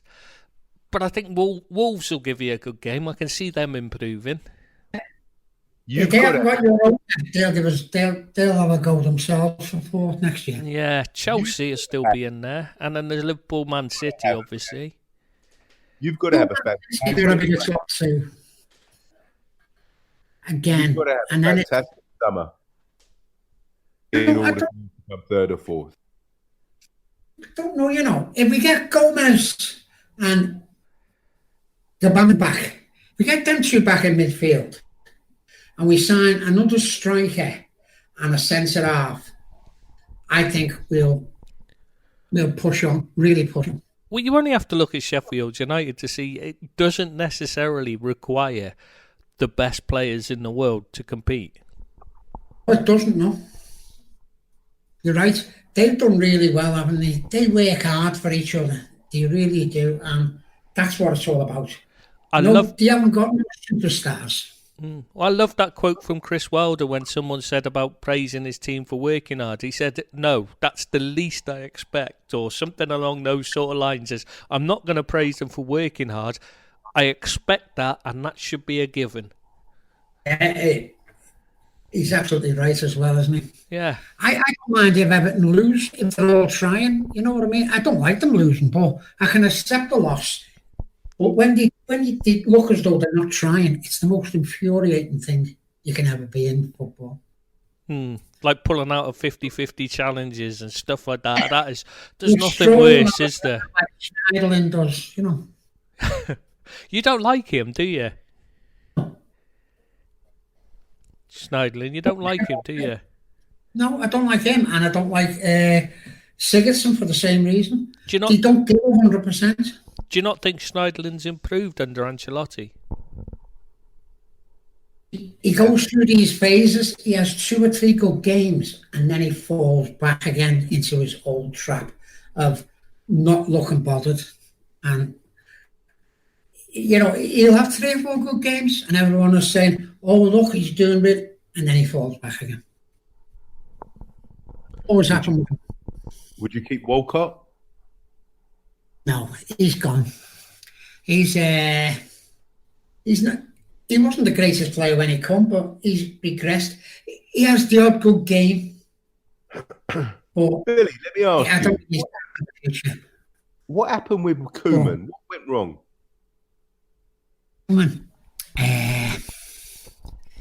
It's hard to say what happened with him. He lacked personality, and he never really bonded with the players. No one really enjoyed playing with him, so I've been told. You know, playing with in his side, he was too regimented. And he doesn't fit the Everton mould either, does he? He doesn't fit the Everton as a club because he wouldn't get involved at all in the community work. Not at all. No. Yeah. And that's not what Everton's about. He didn't seem to get the club. Yeah, it's like I was saying to you, you know, when we were discussing the manager earlier, and I was saying that's why I was thinking you needed not Sean Dyche, but a Sean Dyche or a Chris Wilder, someone who gets the club they're at and fits the club, rather than, doesn't necessarily have to be the best coach in the world, just has to fit the club he's with. It was nice to see Carlo Ancelotti this week actually go down to the Everton in the community and take part in, you know, the things they do there. And that's what you want to see from a manager. Especially on the money he's being paid, not being funny. But money aside, it's not just about money, is it? It's about commitment. It's about fitting in with the club and wanting to be part of it rather than aloof, which I think Koeman thought he was. Yeah, exactly. It's an Everton are very much a community club, and he's not a community person, is he, at all? It's a question for you, Billy. Sincerely, how many players and who would you get in the current squad? And sensibly. I mean, you can't just like all 15 or whatever, but sensibly, who would you get rid of? Would I get rid of? Yeah. I would, if possible, get rid of Pickford. Right. I'd possibly get rid of him. If we had someone like Pope or someone like that who could come in. But I wouldn't want just a run-of-the-mill keeper. I wouldn't swap him for a run-of-the-mill keeper. I'd keep Oldemina. Why? I think he can do a job. He's strong and he's athletic, and he's not the greatest reader of the game, but he's a decent player. So I'd keep hold of him. I'd keep hold of Dina. Improvement there with Mina. I think he's fitting in. Right. Okay. I think he's going to be. And he's not going to be a world beater, but I think he can hold the place now. Right. I think Cole might go. I think since his injury, he hasn't been the same, and he's on the last legs of his career. For me, I think he might go. I'd get rid of Keane as centre half, sell him to Accrington. I'd personally get rid of Schneiderlin and Sigurdsson. Right. But I can't see us getting rid of both of them. I think one of them might go.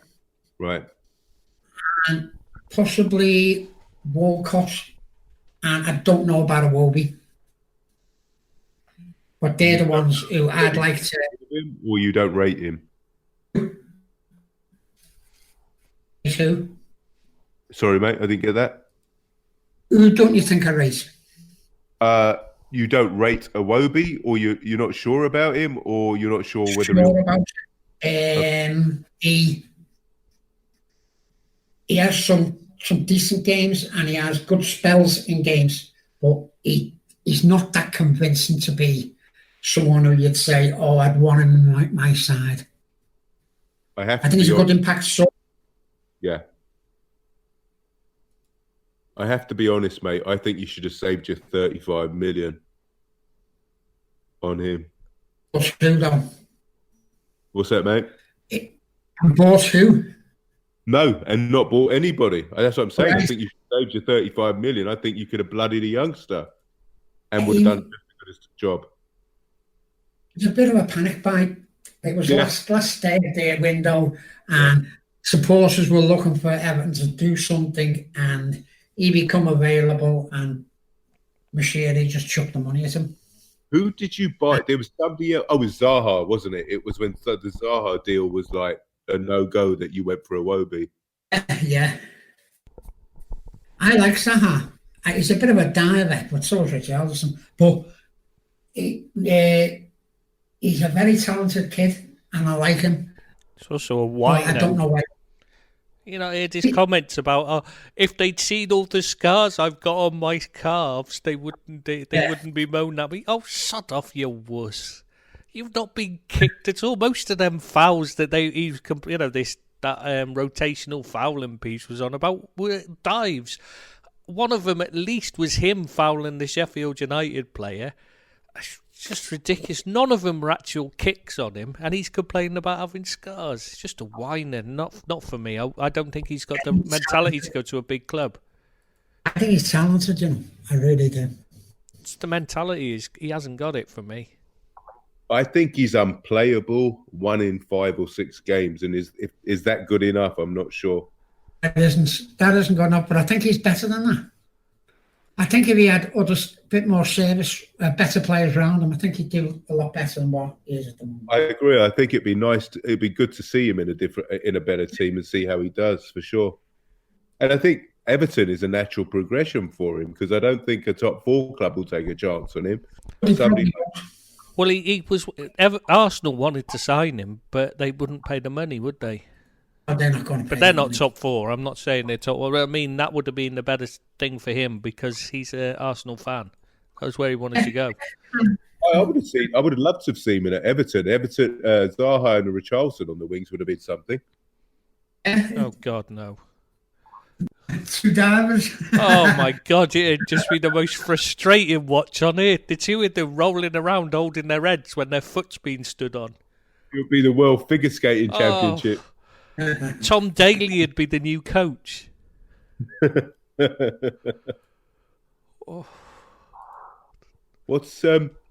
think you guys will need a massive a reboot in the summer. I think you will get rid of a lot of players, and I don't think it will done. The transition won't be slow. I think you will get rid of 5-6 players in the summer and start. I think we will. Because there's no point just keeping on to players for another year or two. You're better off just getting rid now and starting again. You've got to, but it's getting people to buy them on the contracts that they're on at the moment. Yeah, they're on very good money, and people won't pay that for the standard of player that they get in. You don't get bang for the buck. If someone offers, if we're willing to sell, say, Sigurdsson for 30 million. And then someone wants to buy him, and you've got to pay him £100,000 a week. They're not going to do that. Not many clubs are going to be in a position to do that. Well, what usually happens in those situations is the selling club pays a percentage of their salary for the new club. Going backwards. 5-year contract that he's signing. Well, no. What usually happens is they pay the salary that they currently get, part of the salary they're currently getting, they carry on paying that up through the length of their contract. Right, okay. To get it off the books. So what if, say Schneiderlin, he signs for Crystal Palace. He's on $100,000 a week at Everton. So what you're saying is Everton will pay... Well, what's happened is Crystal Palace will say, well, we're only willing to pay $75,000. He says, I'm not willing to take a cut. Everton want to get him off the books, so they agree to pay the $25,000 to make it up. They sign But I mean, it wouldn't be the 25. That it would be spread over the length of the contract. So it might be, say, 20,000 or something like that. They'd agree, so he'd take a cut of, say, 5,000 rather than 25,000. Gotcha. Hey, should we talk about Pep? Yeah, let's talk about Pep, yeah. Let's talk about Pep, baby. Sorry. Don't know why that came in my head then. That was just good. I like that. Pep. So he reckons he's going to get fired if he doesn't win the Champions League. I don't think that's going to happen. I don't think they'll get rid of him. Who are they going to get to replace him? Great question. Who? And the owners love him. They built the whole club around bringing him in. Everything about it has been built to bring in Pep and then they think he's going to win them the Champions League. So why would they sack him just because he's failed a couple of times? Mate, I think he said that because he knows he's bulletproof. He's just taking the piss. He's bulletproof. He's been great though, hasn't he, for the Premiership? He's brought a hell of a lot to the table. He's the football they played the last 2 seasons, maybe not so much this year, but they're still great to watch, aren't they? Lovely team to watch. Yeah, but Billy, that's what happens when you get unlimited funds to assemble the most expensive squad in football history. I can see that. But you've still got to put that team out in the bar, and they've still got to want to win. But when they've got two world-class players, well, 2 excellent players for every position. I mean, you've got Silva and Silva vying for one spot, and then you've got De Bruyne and whoever vying for another spot. I'm not saying it's easy. You're right. You still got to perform on the pitch, but it makes life a hell of a lot easier. And it does, yeah. And, I'm not saying he hasn't had the riches. He has had the riches. But they're a great team to watch. And that's what you want to see. You want to see the Liverpools and you want to see the Man Cities of the game, don't you? You want to see them on telly. You want to go and watch them in grounds. Do you? You might want to tell Man City fans that, because none of them are bothering. They've been a big club, have they? Barcelona team. I think his Barcelona team, when they won, was it 2 or 3 Champions Leagues? I'm not sure. 1, wasn't it? What year was it when they beat Man United? That was just football from a different planet. Do you know what? I've never been a particularly fan because it's too much possession and not enough of anything else for my liking. It's good, but it's... For me, at Barcelona, I've never seen football like it. When he was boss at Barcelona, it was just, for me, it was wonderful for watching. It was effective. When he was at Barcelona, I'd agree, but I think he's gone backwards since then. I think, Barcelona, for instance, the Bayern team he took over and Otmar Hitzfeld played much better football, I thought. Much more watchable, much more exciting. It was more attacking, more enjoyable. The football I'm talking about when he was Barcelona manager, that was footballing. Only first couple of... I mean, that's what I'm saying. Is football, since he's been managing, has got worse and worse and worse, I think. I don't think it's just watchable. To be honest with you, Barcelona, the last couple of years he was there, I thought he started very predictable. Yeah, exactly. And I think he does that. He did that at Bayern as well, and now he's doing it in Man City. That's why they've gone so poorly this season. I don't think he does it as much at Man City. I think they play really good offensive football. I don't think it's all about possession with them. I think they can play in a couple of different styles.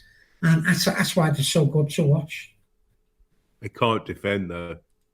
But they can't defend. No. That makes them more exciting, to be fair. That makes them more interesting, because you're just waiting for teams to get at them. Yeah. If his Man City team could have defended, they'd have been the greatest club side ever. Yeah, possibly, yeah. Oh, my God. No, that's a bit much. Have you not been watching us this season? I've been watching you actually every game. No, it's joking.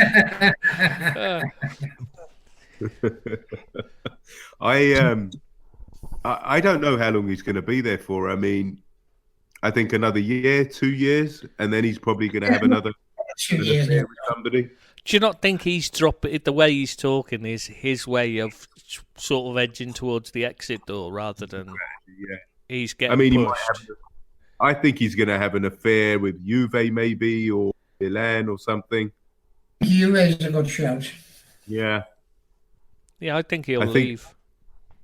I think he's I mean, it'll be a stellar career as well, man. If he goes to Italy, he'll have won honours everywhere he's went. If he does win something in Italy, well, if he takes over Juve, he can't not do. It's same as when he took over Bayern and Man City and thingy. You know, he's got lucky with the team.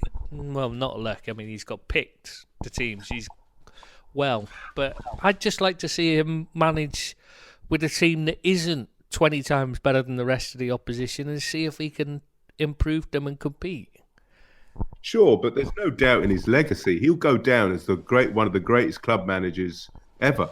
Absolutely. But he won't know. That's the thing. He will, but I mean, there'll be doubts about him because he's never proved he's more than a checkbook manager. That he hasn't just won things because he's been able to throw money at anything. Okay, there's very few of those managers about. Like maybe Brian Clough, one of them. It's Bob Paisley had lots of money at Liverpool, but he didn't win because of the money. Because other managers like Clough outspent Paisley in long periods. So I don't know where you get that from. Clough spent. Well, I mean, he was the £1 million footballer was bought by Clough. What, Justin Fashioner? No, Trevor Francis. Trevor Francis, that's right. Yeah. Yeah. I mean, how many of them how many of those actual managers do you get? Maybe it was Mourinho first started at Porto when he won in the Champions League. There's not many managers but that again, don't win. They spent quite a lot of money, Yeah, but not if you're comparing apples to apples. Maybe I'm not saying that it's that every manager has to spend money to compete. You have to spend you have to spend a fair amount of money to compete. But what I mean is, he's not proven he can compete or even get close to competing unless he's got a lot more money than the rest of the league he's in. Agreed, but then it's his style of football that you're marvelling over rather than how much money he's spending. And again, I'm not that impressed. I find them far too... I mean, I can understand what Billy's saying. But then this season they can't defend, so they can't pass it around because they just simply aren't playing that well. Or why we're they're just getting beaten. Well, I just think defensively, they need to strengthen in defence. Well, everyone knows they need to strengthen in defence. It's whether he can come in who he needs.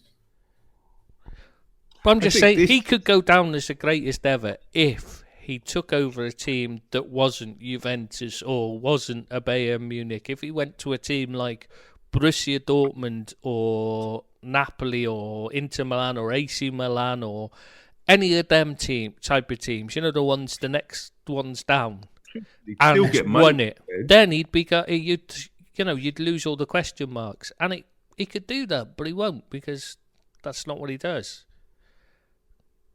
I don't know. That's what he does. Maybe he just has an epiphany next season or the season after, and he just goes to a Lazio or a Napoli or a Dortmund. I hope he does. That'd be great. I just love his press conferences and his interviews. They crack me up. Like him. I think he's got a good personality. I think he's committed. I think he's passionate, and I think he believes in himself, and I think that he's a misunderstood as well. I mean, I'm not going to lie to you. If he turned up at Liverpool in 5 years' time, or 2 years' time, 3 years' time, I'd welcome it. I wouldn't, because that'd mean Klopp had gone, and I'd rather have Klopp any day of the week. Klopp's going to go in 3 years anyway. You never know. He might want to sign a contract extension, but I wouldn't choose. No, I just wouldn't choose Pep as the next one. I don't think he's suited to Liverpool at all. Okay. I don't think he'd suit Everton either. I think he's just. It's not because he's not a good manager. Like I was saying, like we were talking about earlier. I think you need people in charge that suit the personality of the club, and he's not that.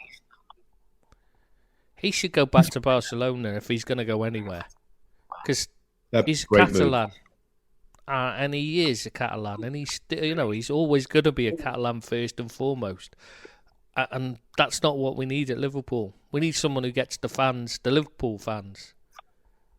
Klopp certainly does, doesn't he? Yeah, exactly, and that's why it's worked so well. Yeah, isn't Xavi shoo-in for the Barcelona job, though? Sorry? Isn't Xavi a shoo-in for the Barcelona job? Yeah, I don't get that one. I mean, I suppose it doesn't really matter whether he's any good or not. His name's Xavi, and he used to play for them, so they'll love him. Xavi could be the Ole Gunnar Solskjaer, you know what I mean? For all they know. Is Xavi Catalan? Well, he's local. He's a local boy. Okay, gotcha. Yeah, he came through the academy. He's the reason why they have a sign up saying about the height. Forget the height and size of players on their La Masia training ground, because he was going to get booted out because he was too short. What, the Messiah? Messiah, yeah, Messiah, Messi, whatever it is. I can't remember how it's pronounced. Masia. Some of the three greatest football ever: Iniesta, Xavi, and Messi. Iniesta's my favourite. I've just absolutely loved Iniesta. Yeah, but the point is, they're all short. Well, yeah. Well, no, Iniesta's 5'10", isn't he? No. He's a bit smaller than that. Is he? I thought he was taller. I think so. I know Xavi's short, but I thought Iniesta was normal height, average height, like. No, he's a short. I think 5'8", something like that. All right. I didn't realise that. I've never really taken any notice. You watch his feet when you're watching him, don't you? Because he's just fantastic. He is a great player. Great player. What a player. Probably my favourite non-Liverpool player. Have we talked about Mourinho? We've discussed Jose, yeah. Good. He's miserable sod, isn't he? But he's been a good manager in his time, but I think his time's gone. No, you're right. He's 5'6", by the way. I just looked it up. Is he 5'6"? I thought he was had to look it up. I've never really taken any notice. That's why I thought I'd have a look. Not Jose Mourinho, by the way. I was talking about Iniesta being 5'6". I'm sure Jose is at 5'6". Jose's using a charm offensive now, isn't he? Yeah. I think that Daniel Levy, when they hired him, he said he's probably not going to be here for the long term. But in Europe, managers only stay at clubs for 2 years. And when they leave, nobody bothers. Nobody cares. It's the model. That's the European model. Yeah, but that's because the European clubs have a director of football. And he's the manager in effect. Ferguson at Man United, for instance, he was a director of football in all but name. And that's why he could stay for 20-odd years and run things, because he wasn't on the coaching, he wasn't on the training ground coaching. I just think that was... I honestly think Jose Mourinho was a pointless appointment at Spurs. I just don't understand it. Unless they got him to attract players... I just think it's a waste of whatever millions they're paying him a year, because I don't see how they're going to progress long term. I thought they should have got a younger manager in and had a bit of a blueprint and a battle plan for the next 3, 4, 5 years. Yeah, but they got the big flashy stadium, so they want the big flashy manager to go with it now, don't they? Yeah, but it doesn't make sense. I mean, it might do from an advertising point of view and a PR point of view, but from a footballing point of view, it doesn't make sense at all. Because Mourinho isn't going to give you 6 years. I mean, who does at this day and age? But what I'm saying, he's not got that longevity in his DNA at this time of his career. And they've not exactly performed either, have they? Well, that's because he's got somebody else's players. But what I'm saying is that, yeah, he'll bring in some good players this summer, but will he be there in 2 years' time to actually see the fruition of his labour? I think he'll stay till he wins something, so he could be there about 50 years. A long time since they've won something. I really think that a lot of these Premiership clubs missed a trick with Nagelsmann. Definitely. I mean, he'd have been, again, Arsenal, Everton, Spurs. I mean, any three of them could got him if they'd have tried hard enough. And I think, he's going to be the football management superstar in the next year or two. Yeah, he comes with a great reputation, doesn't he? And he's so young as well. That's just so ludicrous. Is this because you read my manager profile on him? No, I haven't. No, but I've been eulogising about him for years. But especially, when we played him in the qualifying of the Champions League 2 seasons ago, he was running those little triangles. It was delicious football, really, really good, and not with a team either. I just thought Everton should have listened to me back when they got rid of Koeman, though. I said you should have gone for Gasperini. He's doing all right, isn't he? Yeah. The Italian fella. Yeah, Atalanta. Yeah. I said he's done well at Atalanta. Yeah, he's performing minor miracles there. It reminds me a bit of Chris Wilder at Sheffield United. What, he's a Yorkshireman? Yeah. Next door neighbour to Wilder he was growing up.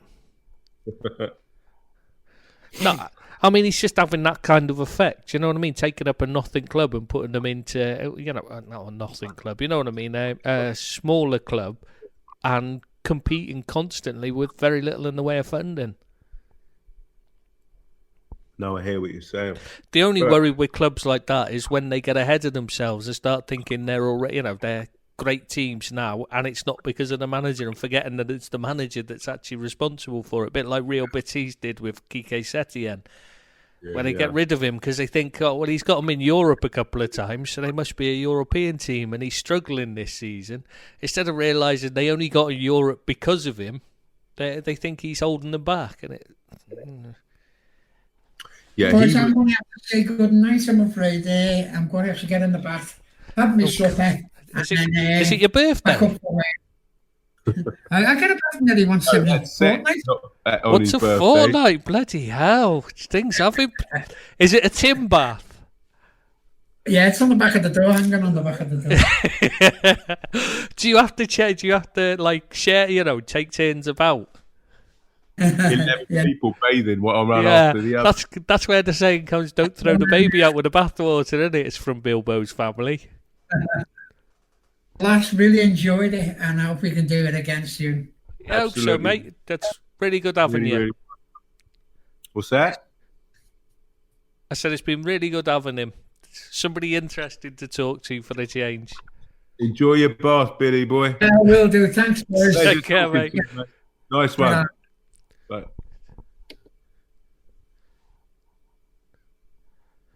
So, do you want to wrap it up there then?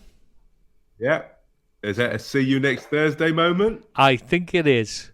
Take care, mate. Guys. Thanks, pal. See ya. Bye-bye.